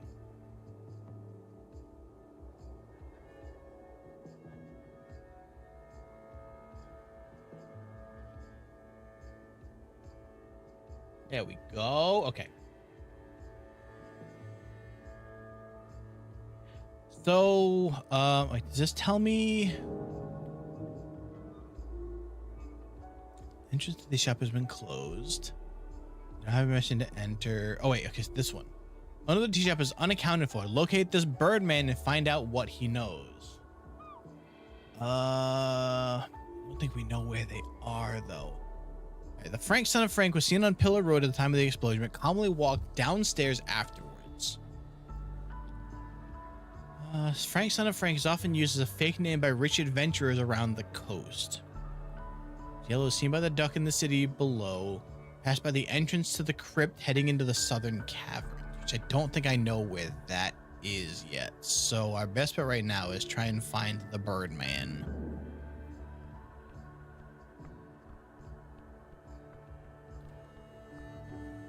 Which I don't think I've seen anybody that fits that description yet. But I also don't know if I've even gone the right way. Have you gone over here yet? Oh, no, I haven't. I haven't talked to you before. I don't know why I try to do that first. Hello? Standing in the corner, you see a woman in a green coat. Her intense gaze focused on the cityscape horizon across the river. Careful, cleric. Smells under breath, easy to slip and fall here. Is this a damsel? Does she need your help? Greetings, citizen. She turns her head, the expression cold. Yes. This is a real lady. Impress her with your poetry skills. Oh, charisma, please relax yourself. Elves cannot be trusted. The elf? Yike. I am the cleric of Norvik. She breaks eye contact once again, facing the river. Mention the cleric 10 times. Carry the weight and pride of a true cleric. Gain 50 XP. Call me Pinja. Wait, I got an item for that? What are you doing here? Waiting. Waiting for what? She looks at the Pillar of Jor. I have a friend in need of help. That sounds like a quest. I can help. Me, I do that. That's extremely ominous. The elf is quiet. This makes it even more ominous. I do that. She shakes her head. No need. I've caused enough trouble as it is. No. She has to give you this quest. It sounds perfect. Please, I want to help. Elf is quiet. Little show of force and you'll be able to get her hand. Oh no. Oh no. Convince her you can help. Oh, thank you. You feel a surge of confidence. There's only one way to make her give you this quest. Prove your heroic qualities. You know who I am? Elf does not respond. I'm the man that'll save the world one day. Elf turns and looks at you. If your friend needs help, I'm the guy to do it. She stares at you for a while, taking you in. Then she gives you a little smile. Success! What's the quest, my fair lady? She looks away once more. There's a paladin, Lord Gorm of Norvik. Is he in trouble? He is a city paladin. Holy not stroking ego. Is he here on Tolstad? She glances towards the pillar, who looks stern. He is close. She means he is physically close, but spiritually far gone. Or the other way around. I cannot say much, but if I could have just one more chance, if you can find him, Regan, wait. How does she know his name? Tell him sincerely with all of my heart. He can go fuck himself. Gorm is not her friend. He's not the one in danger.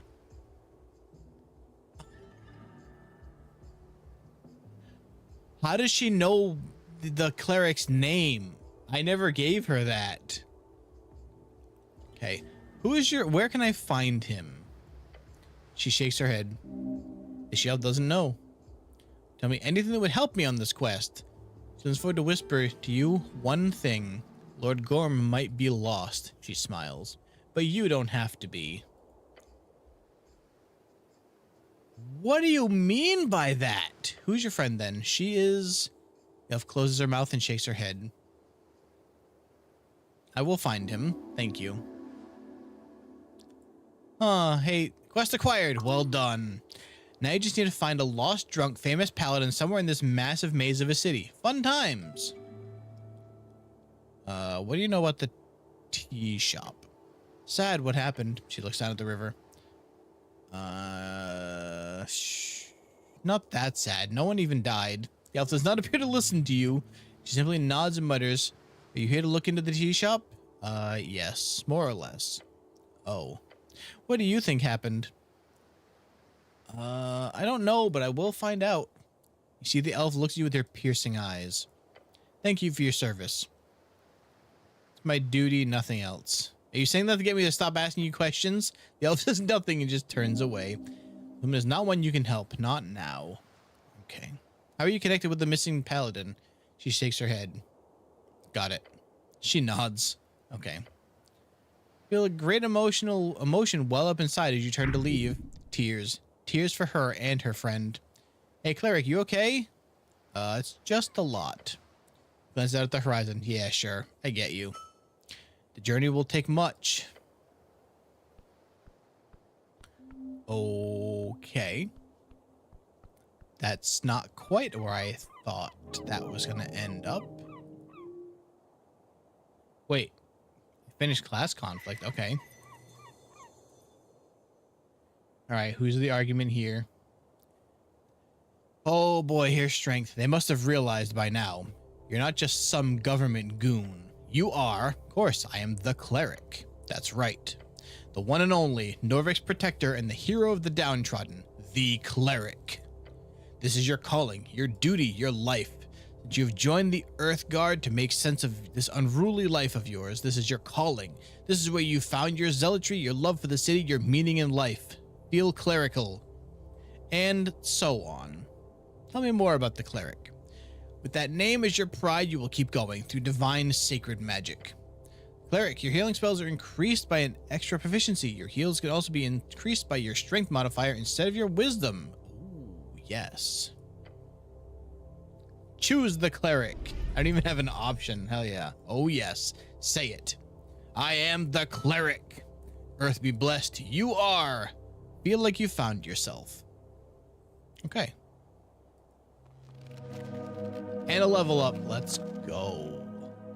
To Constitution.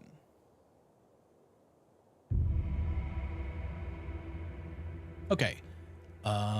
Anyway, I was looking at...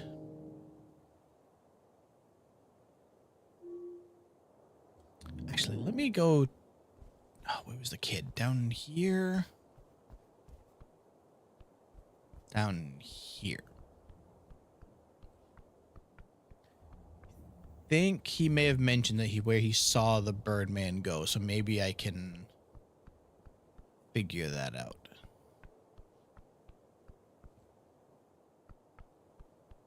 I think I'm going the wrong way. To a work, a 2-hour call. Damn. Huh? Hey, it's you again. But the owner. Oh, not the owner of the kiosk. No, that's the wrong person. Hold on.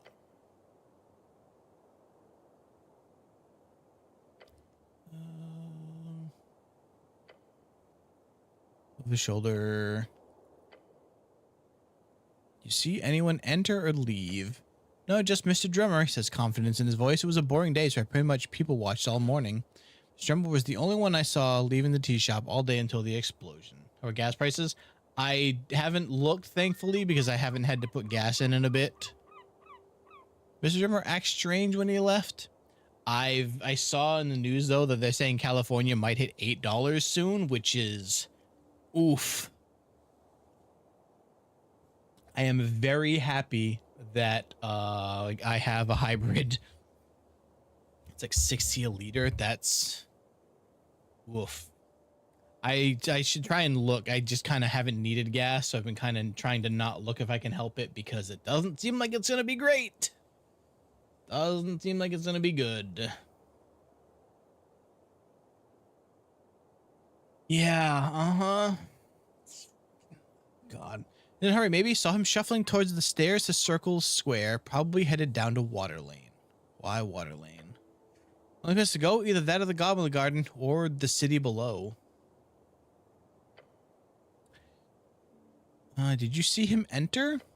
Just by thinking, oh, actually, no. Never saw him enter that morning, so I guess he must have slept there or entered before dawn. Okay, so God, he could be anywhere. He went downstairs to Pillar Crossing. Thank you. There we go. Been going over in my head. Pretty shocking stuff. He's strong. He should take pride in that. Okay, let's get out of here now. Whoops. Modern man. Oh, God. Some of those I'm really curious what they are, but... Okay, so then...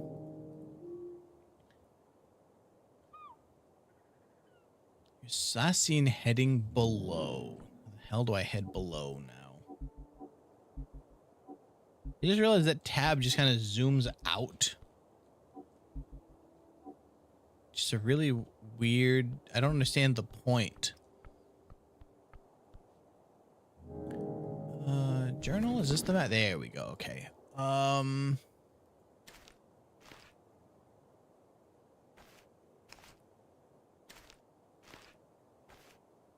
are key highlighted above all the interactions you know of on a screen. Oh, okay. Pillar Crossing is... Where did I get in there from?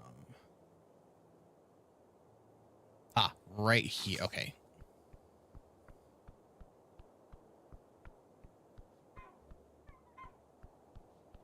And Pillar Crossing from here. Right click. Oh, maybe this is also what's doing it. Also, hey, what is this? Look at the branches of the bracken tree. It is standing tall in the garden, towering over you. It is majestic. Touch the tree. Your hand limps firmly on the bark. Good tree. Strong tree. I don't see a purpose to this. Look up at the branches. The wind causes the leaves to dance. Wait, between the branches, high above. Oh. Oh! Is that a hole in the bark?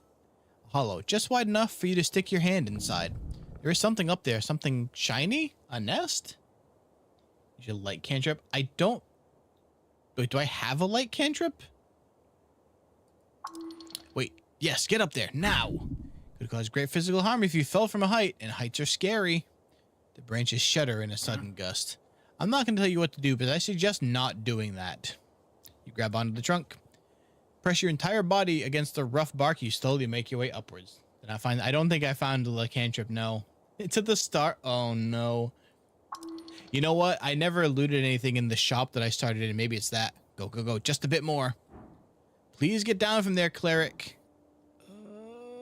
I mean, listen, I'm at full health. What's the worst that could happen? Wrapping your body around the trunk, you lift yourself up. The bark is rough enough for you to get a pretty firm grip despite the vertical nature of this feat you're attempting. One foot and hand moving after another, each holding on for dear life. You take a deep breath and reach up towards the upper branches. That's when you realize you're nowhere close to where you thought you were. I just realized I can see myself here, slowly falling in real time. Oh no. Grabbing onto air is not a good idea as you fumble about. Suddenly the world drops around you. Your hand slips from the bark, your soul falling into hell. An instant later, you hit the ground. Something cracks, sending shooting pain up your arm and leg. The tree towers over you, taunting you. You okay, cleric? Shake it off. You've had worse. Okay, never mind. We don't. Whatever's in there, I'm not gonna get. Goodbye. All right. So, this is Pillar Crossing. This one is, oh, come on. It's like just, I need something to happen to move the time forward. A minute. Did it just go again? Just go to the goblins. Yes. Is anything new I can talk to you about so I can move time a little bit? Oh, who are you voting for? What are you voting in the upcoming election? There we go. It's 8 o'clock. Okay. How dare you tread into such volatile grounds? Here in my chamber? Yes. Really? Her eyes pierce your stout figure. It shakes. You dare ask of my political opinions? Yes. Okay, well, I haven't decided. Oh. Her eyes dart around the chamber to her subjects. Then her gaze lands on you once more. Yet. So you're not leaning in any particular direction, or no? I'm just cute in this game. It seems like it, yeah. Wait, can I not tell her to vote for me? So is this your garden? No, this is a sanctuary for all. I am just its keeper. Got it. Nice garden. Thank you. Okay, that was all for now. What we needed was to move time forward that like last minute. So now there's a few things to do. One of which is see what the hell's in this door. And then I need to get back to water or something or other. Ah, Drunk Sphinx. Actually, this also connects to where I think I was gonna. Oh, there's actually just a straight up Sphinx in here. Okay.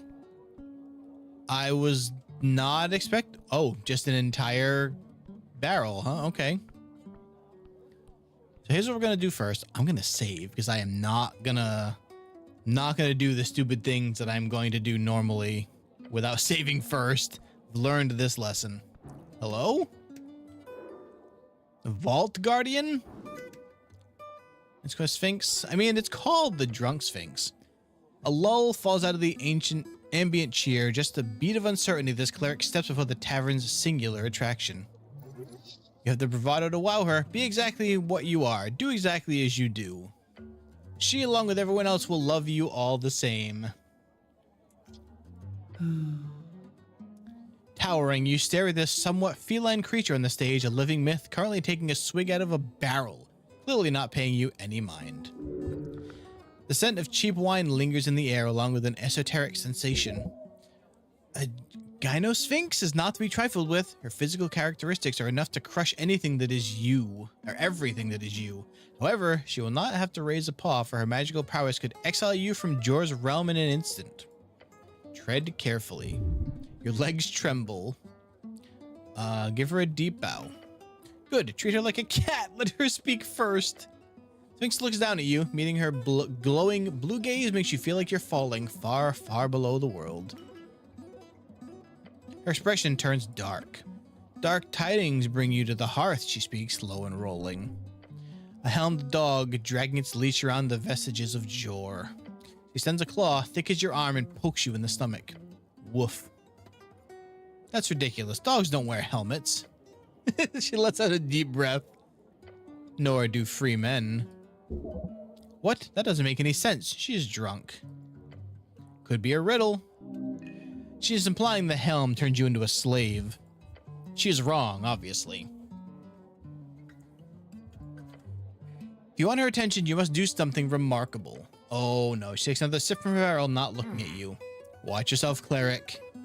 Alziz isn't one for idle chit-chat. I wish to prove myself worthy. Worthy, little one. Don't you give out riddles? You're vibing on someone else's dime, you're not free? True. We technically Moon Knight in this game? Good question. Certainly. Are you ready? Oh boy. Yes, please. I love riddles. She finishes the last bit of her barrel and puts it down with a slam. The Sphinx leans in, hissing. I once had the sun's favor. My creed cling close to the wall.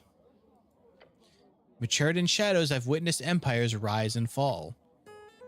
Once left in silence, now the life of the ball. She raises her paw and gestures to the open chamber. Yet I remain a draught of remembrance, a memory's thrall. What am I? Easy. A warlord who cannot learn from his mistakes, probably a drunkard. The companion smirks and gives a little chuckle. Oh, DC 24. Ugh. I think my intelligence is... Actually, I don't remember what my intelligence is, but... What do you think, Snell? The Sphinx turns to Snell with a frown. Oh, you know, this seems like a personal riddle. For you, not me. I'm just gonna watch, alright? She nods. That was a threatening glance if I've ever seen one. How many guesses do I get? Hopefully none, but you are allotted one answer. What happens if I get it wrong? She squints at you and raises her chin, same as all those who wander these halls. You will lose everything eventually. Oh, can I think about this for a bit? No, answer now or never. Well, shit. Is this a trick question sort of deal? No, just a normal riddle. Okay. Cool. Nailed it. You focus your mind to come up with something, anything that could be the answer for this riddle. Something old and time-worn that was once in light, then revived in shadows for a long time before it became popular again. What could it be? You only get one shot, so make it count. Oh, if I nailed it, would it have just told me? Okay. 80s fashion. Something old and time-worn that was once in the light, then lived in shadows for a long time before it became popular again. Really? Yeah, I guess. Old and time-worn, once in the light and then in the shadows. No, that is wrong. What? Why? Yeah, that made a lot of sense. It is wrong. Very wrong, in fact. There's no way you could argue it is correct in any coherent fashion. Watch me. I refuse. She sighs. Although, I suppose... Yes? She gives a strange look. Are you interested in a quest, little one? Yes, yes, yes. Good. Then you have the chance to prove yourself. She gives you a serious expression. Accepting a divine quest from a sphinx is no trifling matter, mortal. In fact, few would survive such an ordeal. This is a chance to prove yourself to an ancient creature of myth and legend. You also look incredibly manly doing it. A quest? Indeed. Behind me stands a vault. It opens only to those worthy. She leans her massive head downward, close enough for you to smell the wine breath. To prove worthy, you must solve my most ancient of riddles. So old it was handed to me when I first stepped inside this chamber millennia past. I'm pretty great at questing. I'm sure you are, little one. Your companion whispers to you, you're going on an epic Sphinx quest now? Sure, why not? Not like we're on a job or anything. Turn to your companion whisper, this is important, Snell. Maybe to you. No, really, it's a very important to the job too. Convince me. If I solve her riddle, I'll get to go inside the mystery vault.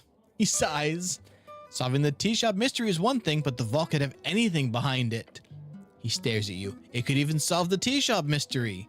He nods slowly. You're an idiot. He'll look very foolish when you solve the mystery by opening the vault. Look, I won't stand in the way. Just don't wait too much time on it, okay? Sphinx stares at your companion. A hero must face much adversity during his quest. She laughs quietly to herself, takes a swig of wine. Alright, so what exactly is the Sphinx quest? This is a riddle, the answer of which is not uttered in words, but revealed by action. Muscle riddle. Action riddle. She goes quiet and closes her eyes. Just listen. Found within the arcane flare. Twin tongues of fire that scorched... Oh my god. Twin tongues of flame that scorched the air. She takes a breath, revealing a wicked grin. Burrowed deep within the earth, a primal string to show your worth. She leans in, almost whispering those final words. Folk and gods in thronging herds, a man divine alone howls his words. That is intensely vague and cryptic. That is very vague. The answer is not something you can speak. She uses a massive claw to grab something from a pile of stuff. Tosses it to you. Tavern key? Once you understand this riddle, return here. You can only solve it during the daytime, alone. You wouldn't want anyone else accidentally figuring out this riddle, would we? She glances at your goblin companion. Goblin groans. I am not interrupting the job for that. Do it in the morning or something before you pick me up. Sphinx chuckles. I never sleep, so you can show up anytime after sunrise and before the tavern opens. Sounds like this could lead to one hell of a treasure. A great quest. Time to prove yourself a worthy hero. There's no chance that she's gonna, but can you give me a hint? A hint? You dare stand before the Sphinx and ask for a hint? Yes? She presents her barrel of wine and leans in. You can ask questions, but no, you do not get a hint. So I'm supposed to do something, just not answer with a regular old word.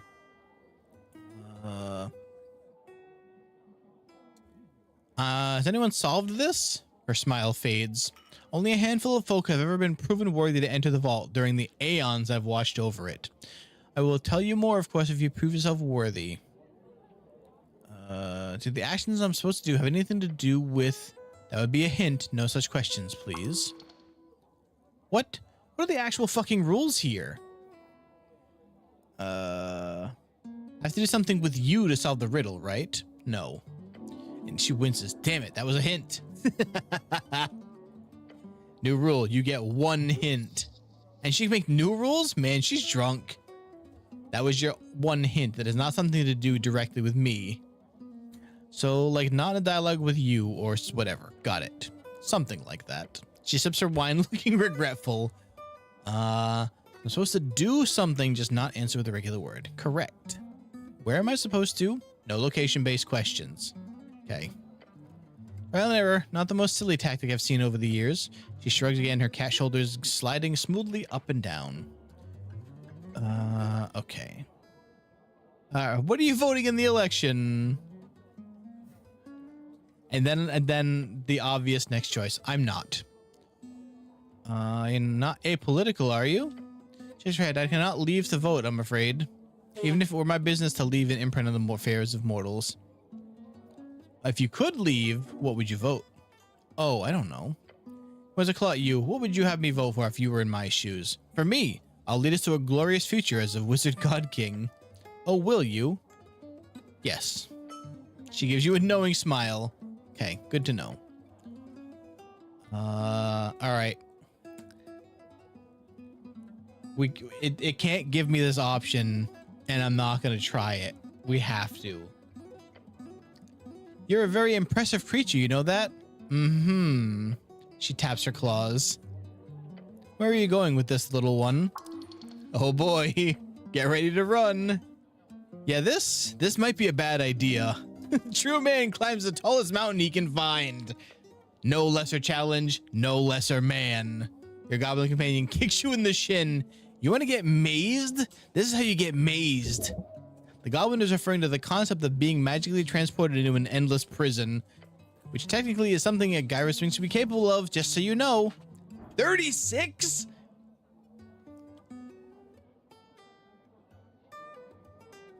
I mean, look, it's a 1 in 20. It's not impossible.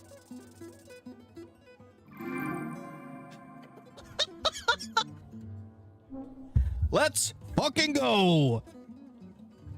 There you go. You've got an opening. Time to swoop in with a smooth line. Clear your throat. The Sphinx, patient as ever, stares at you. Oh no. Oh, we have so many options. I've never seen a Sphinx so wonderfully pretty. Oh, guardian of the vault, you have enraptured me via my senses. I cannot see a future without your presence in my life. Okay.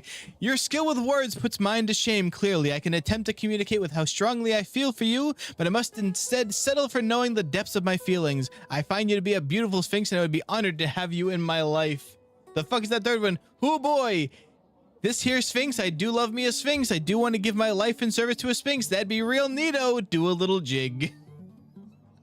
I am not fucking up that nat 20 for that. We're going with 2.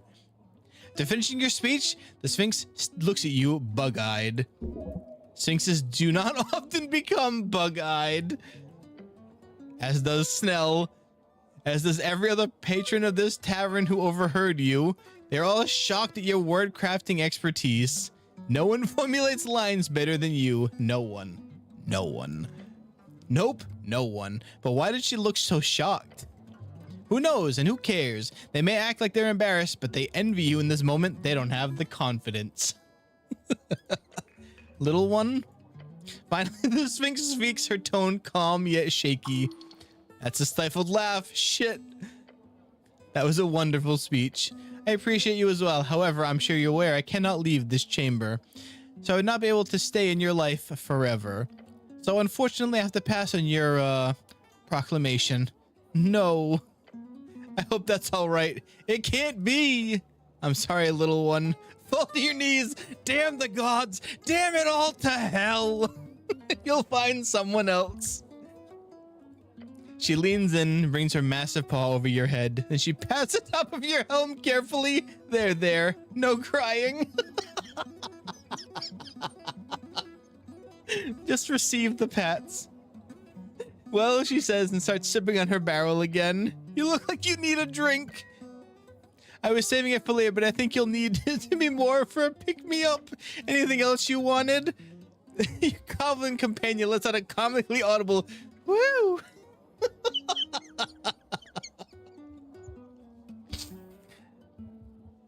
Incredible. This is the best game. I'll be going now. Thank you, Grey Sphinx. Oh my god. What did I just get for that?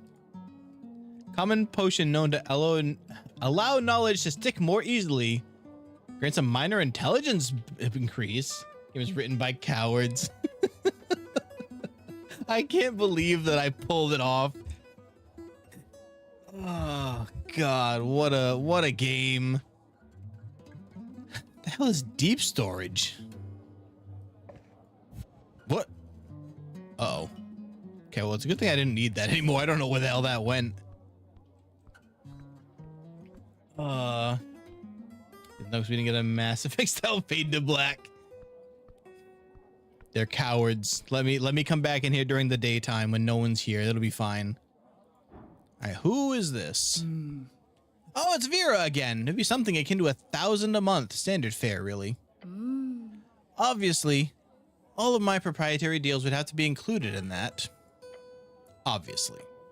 Which would make it more akin to double that price at least. Gokuman places her cup on a counter and leans forward. We hope you'll consider it. The fiendish woman behind the counter gives a wide, sharp grin. Vera turns to leave, almost walks right into you. Whoops. Cleric, love to see you again, but I can't stop the chat. Do swing by Water Lane later, will you? As the orc steps past and leaves you in the tavern, you look over to the woman behind the bar. She locks eyes with you while putting away the orc's cup. Approach. Actually, no, I don't want to talk to her yet. We have to go back to our Birdman. Oh, wait. Is this you? Raz, no, that's not. Wait, is this a jukebox? It is. Oh, boy. Your eyes take in the distinct green glow of the diskettes. Their presence lights up the night with the glorious rhythm. Oh, hells yeah, now we're talking.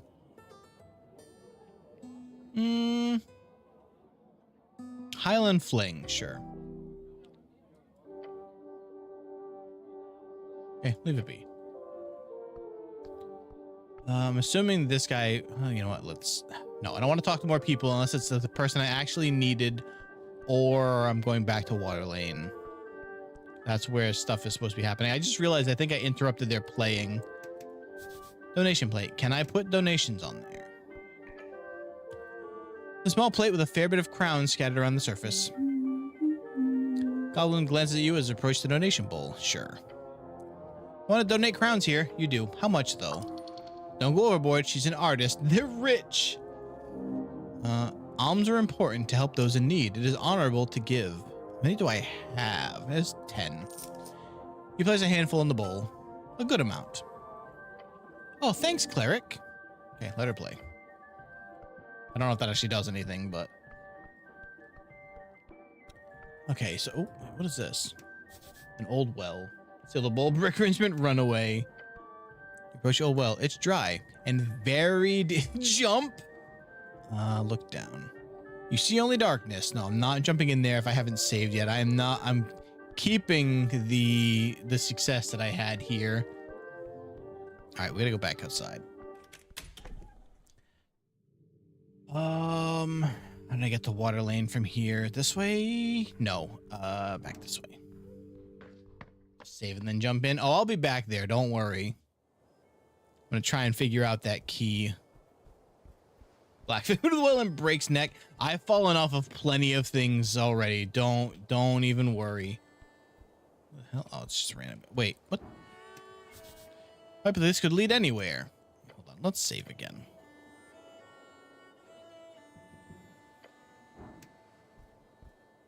Why can you look down at the pipe? Crawl inside now. Hey, Snell, check it out for me. Huh? I didn't know he could make noises, huh? Check out what exactly? The hole. Go inside. You seriously think that he stammers and points at the pipe.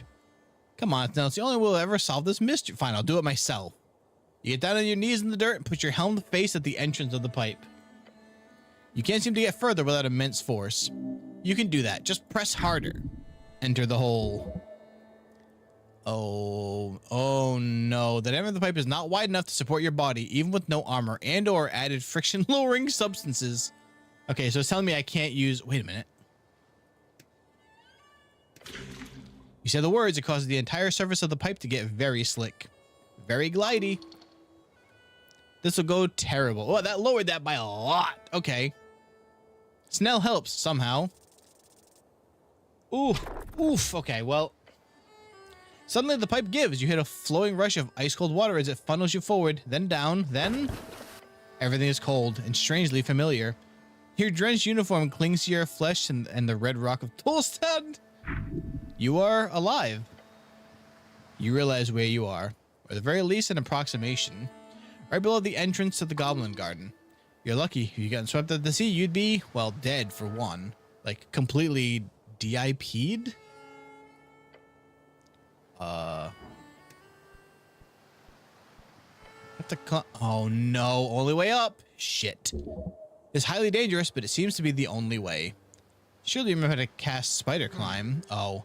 Feel silhouette of a goblin at the ledge. Hey! Jesus, you went all the way over there, huh? How could you let me end up like this, Snell? Oh, I'm so sorry, cleric. I should have thrown myself in the sea instead. That would have been so much better. Are you being sarcastic? No, not at all. Wait, sarcasting? He shakes off the thought. Just get up here. Second thought, gotta look around down here first. Wait, what is... Hello? Another crack. What? Oh, damn, all right. The only thing down here? Yeah, I think so. Oh, no, more. Sure, okay.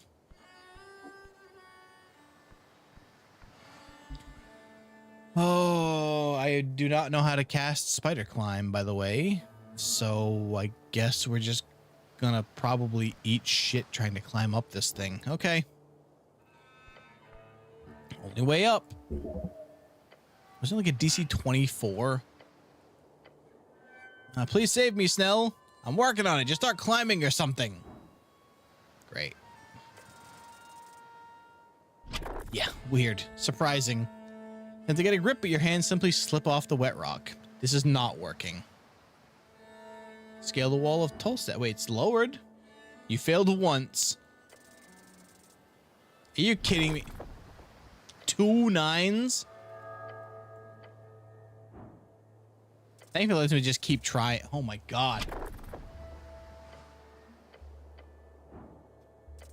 Well, this is... There we go. This is where we're stuck forever. These jacks are rough. They're always so high. Your right hand, then your left. Place your feet higher up. One step at a time, you slowly pull yourself upwards. Focus, strength, with absolute confidence. But it only took me 4 tries. Come on. Reach. Just a bit more. That final push, you make it. Hey, we gained experience, though. Now, please don't do that again, okay? That was close. Slippery rocks, huh? Flipped off 3 times, but we locked in. Once those burly muscles actually helped. For once.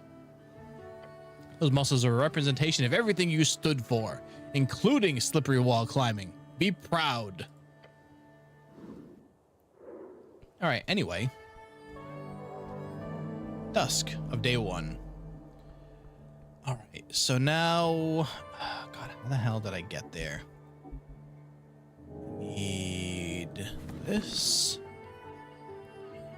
Oh, right, we have to go up the mill. Okay. Also, it is almost midnight. Holy crap. Is it this one? Sleeping for service. Come back after midnight-ish. This way. Here we go. Okay. Here. In here. There we go. And then down. Please don't make me strength check again. Okay, good. Okay.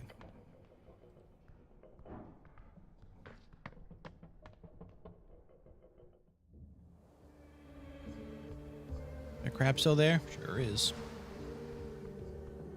I hope I can find speak with animals. I want to talk to that crab so bad. Okay, so, where is this meeting supposed to be happening? Which I guess there's doors open now. Oh, wait, never mind. I think we found it. Hold on.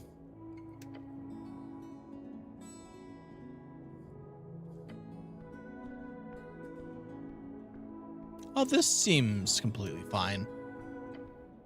A tense scene. Oh, a cleric, just in time. 4 young guys just hanging around looking normal. Except the angry-looking blonde kid. We've confiscated the illegal goods, he says, and bows his head. For the city. Turns his head towards one of the kids behind him. How's it going, Earth niece? Uh-huh. I'm trying, hold on. What is the lanky kid trying to cast a cantrip? Hey, stop it. He freezes and gives the blonde kid a nervous look. Oh, sorry, cleric. I'm Rollo, the blonde kid says and takes a bow. Rollo Malek. At your service, behind me are Earthnis, Stenbrook, and Tolly. We're members of the Norvikian Resistance, a movement to... Huh? You're thieves and ignorant book burners. The girl adjusts her spectacles and straightens her back. With all due respect, Mr. Cleric, don't believe a word from these thugs. You notice the 2 other girls behind her, a halfling and a dwarf, both look at each other. Uh-huh. Assholes. Careful, it's an actual cleric. Thugs? Come on, Modissa, really? Like the AY aren't just a bunch of ruffians? I've seen enough, the goblin says. You're just activists clashing. Mass clash the AY? Asgalith youths. See her green armband? Hello everyone, I'm the cleric. They've stolen, she hisses, then turns Rollo to bark out. You stole our entire water lane delivery. Few would question your devotion to being a cleric. Oh, sure, of an illegal newspaper. Lord Cleric, I assure you, we're doing the city a favor here. I take that back. It's just a bunch of LARPers. I'm sensing a conflict here. Are you guys not even allowed to be out this late? Both sides look at you with frowns. Look, I have a hard time seeing how old humans are as well, but they're clearly young adults, even if they're not acting their age. Hey, shut up, goblin. Your companion grits his sharp fangs in the blonde kid's direction. Hey, kid, wanna die? Keep talking. Gah. He takes a step back. Impressive, the goblin stands his ground. The goblin's got bite. Damn. You're here to uphold the law, right? So arrest these assholes. Now. The dwarf grabs her hand and holds her back. Modissa, calm down, please. What does the law say about this conflict? Are you guys voting in the election? Not the time, Snell says, rubbing his eyes. The Workers' Party, duh. Same for me. The dwarf raises her hand carefully. Yeah. And these stupid boys are obviously voting the party of Norvik. No, we're not. None of us are. Yeah, fuck that. What? Oh. Yeah, no. Silent kid in the back raises his fist in the air. Fuck the establishment. Rollo nods at the cleric. There are deeper forces at work here. Divine forces. You should obviously vote for me. What? Are you on the ballot? No, just write the cleric on your voting card and that should be it. Oh, okay, but no.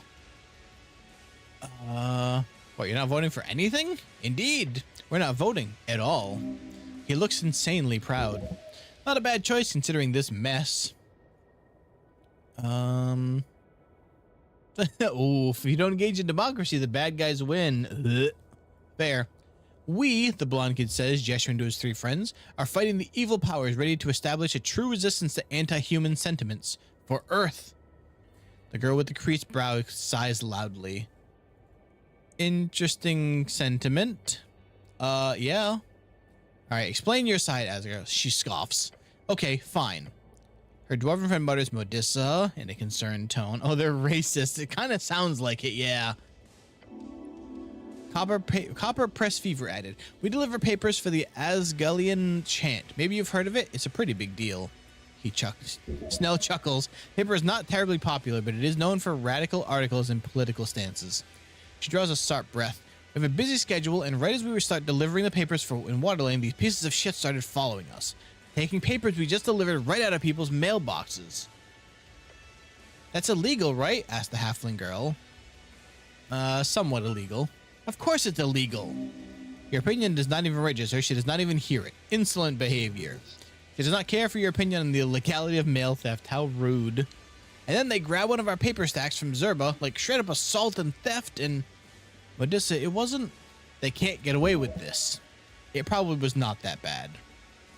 Alright, what's going on over there to the nationalist boys? Whichever one's talking about the humans? Yeah, that's the blonde kid here. Rolo, yeah. First of all, thank you for listening to Reason. I know we look like some dumb kids, but we're not. Something about his expression makes you think the exact opposite. He gestures towards them and himself. We're on the same team here. I don't look dumb. Stop talking. Tell me. Give him a hug? Tell me what you're doing here. So, we heard about the Asgard chant being delivered on Tolstad. Or I did at the guild. I worked at the fishery, and I see every day how Earthfolk get radicalized by dwarven nonsense. Oh no. So I figured I'd get the boys with me and we'd, you know, put a stop to it. Through violence and terror. We couldn't figure out where the thing was being printed or anything. A lot of copper press zines don't really have official companies behind them. When colored armbands and burning books, they're from afraid we gotta stop you. Yeah, it's especially trash like the chant you hear coming from the short kid in the back. Go fuck yourself, Tolly. Hey, relax. I'm telling our story here to the good Lord Cleric. This guy is trying to, like, suck up so badly. He turns back to you and coughs once. So, of course, it's illegal to distribute unlicensed papers in every official district. So I ask around. Apparently, someone saw these girls at the university going around delivering it. Wasn't that difficult to figure it out. It was Modissa doing the deliveries. Fucking Modissa. He's not allowed to do that, a large kid in the back says with a nod. Wait, you guys know each other? There's history here? Yeah. Back in school, everyone knew who Modissa was. The Asgalith Annoyance, the blonde kid says with a grin. Such a terrible nickname, unimaginative and boring. Also, fuck you. Anyway, that's how we got here. They're delivering an illegal magazine and we've put a stop to it. He grins wide and proud. What does the law say about this? The Asgal chant, whatever the silly name its anonymous publisher gives it, is not licensed for distribution in Tolstad. The city knows that terrible papers should not be given out. At the same time, it's also illegal to steal delivered newspapers from a mailbox. This is true, even if the papers are delivered illegally. That's a lot of illegality. Both are in the wrong? In different ways, yes. Your sense of justice says only one thing. The newspapers are filled with ill-making propaganda. Let it burn. The problem is that I don't like this doesn't seem like a great newspaper, but these kids also seem to suck. Good, she says and nods. Great, good. He's outwardly very nervous.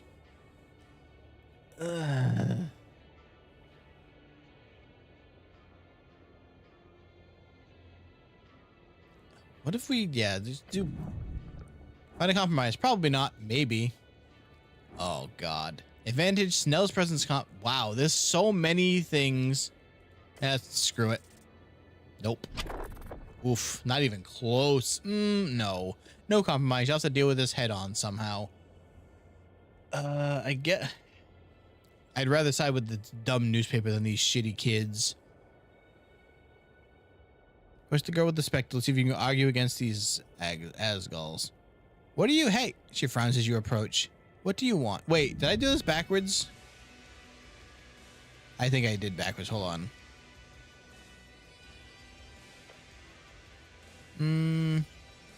Yeah, okay. Approaching them means I was trying to talk to them.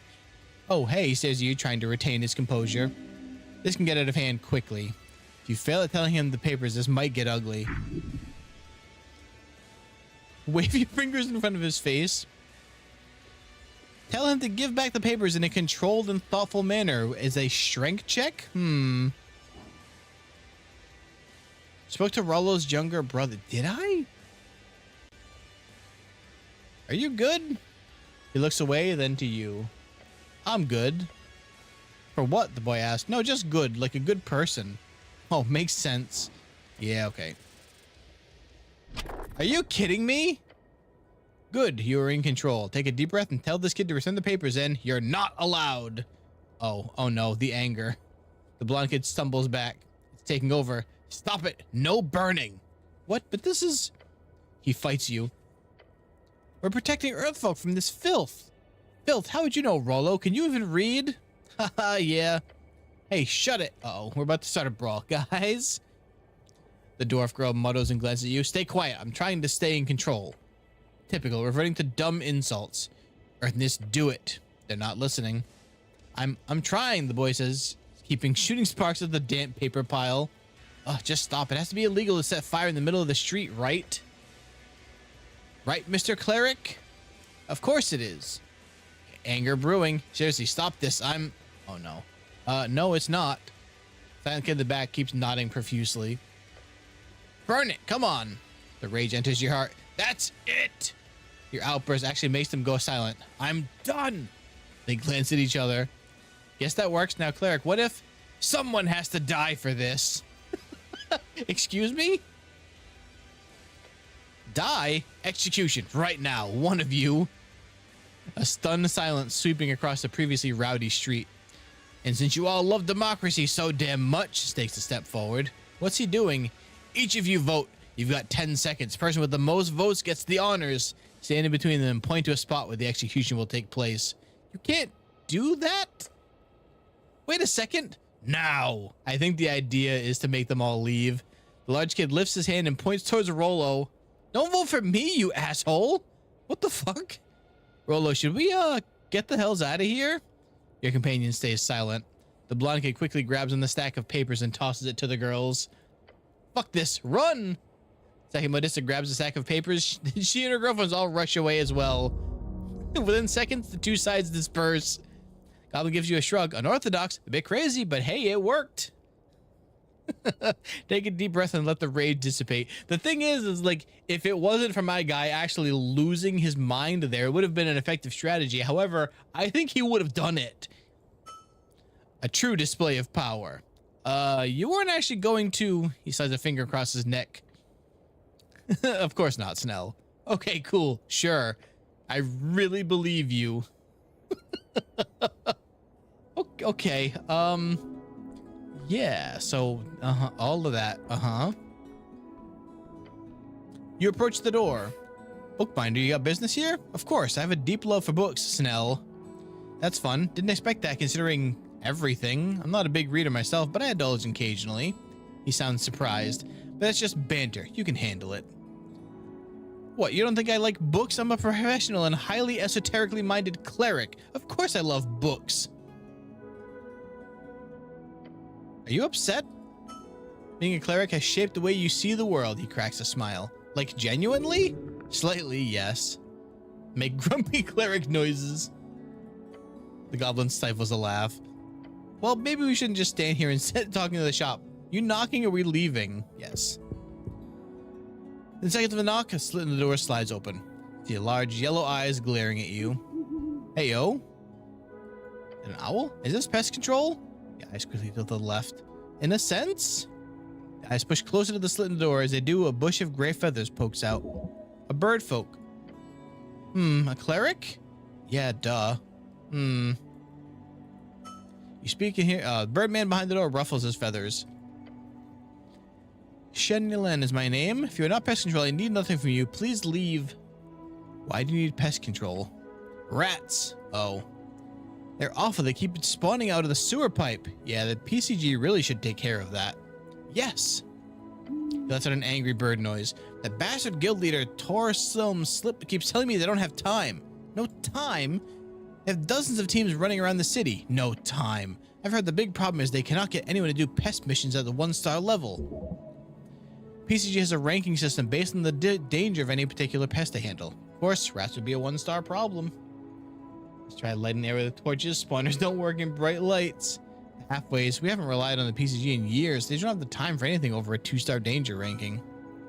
Yes, it is very annoying. I've looked into it, and the problem is the pest control teams that join the guild only take on 1-star missions for a couple of weeks.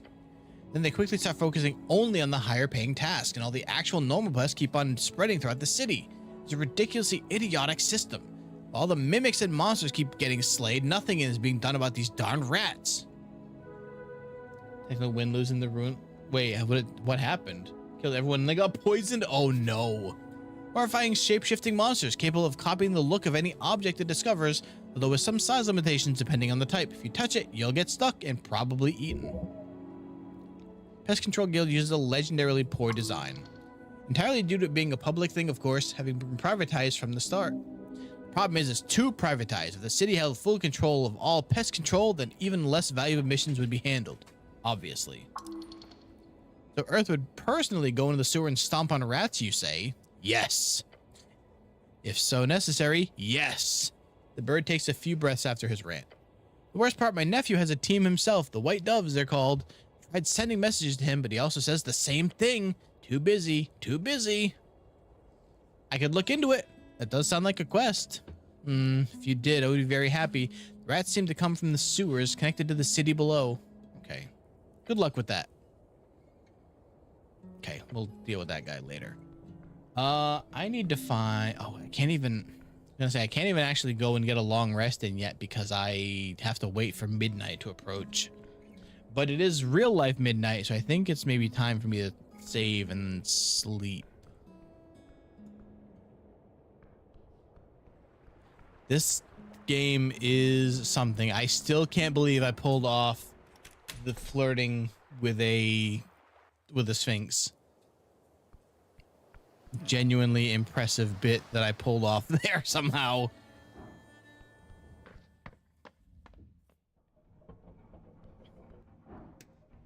Just gonna go back to the just let me climb the damn thing. So many clicks just to get up a ladder. Okay. On the footage of the writers be cowards. I'm just happy I was able to pull it off, even if we couldn't what's the word? Seal that deal.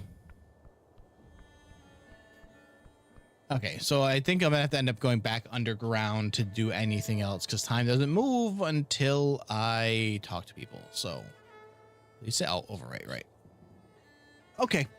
Well, yeah, this is the Esoteric Ebb. I will definitely play more. I have to see when we can squeeze it into the schedule is all right now, but what a game. I have not laughed at a game like this in quite a while. It is truly the dumb things that they let you do. Truly impressive. All right, but yeah, if you're hanging out on YouTube, appreciate you hanging out. Make sure you like the stream and subscribe. We'll be playing some Bloodborne tomorrow, which made me realize that I also need to find the PlayStation and get that hooked up so I can actually play it. Yeah. I will see you tomorrow. Have a good night, YouTube. Bye-bye.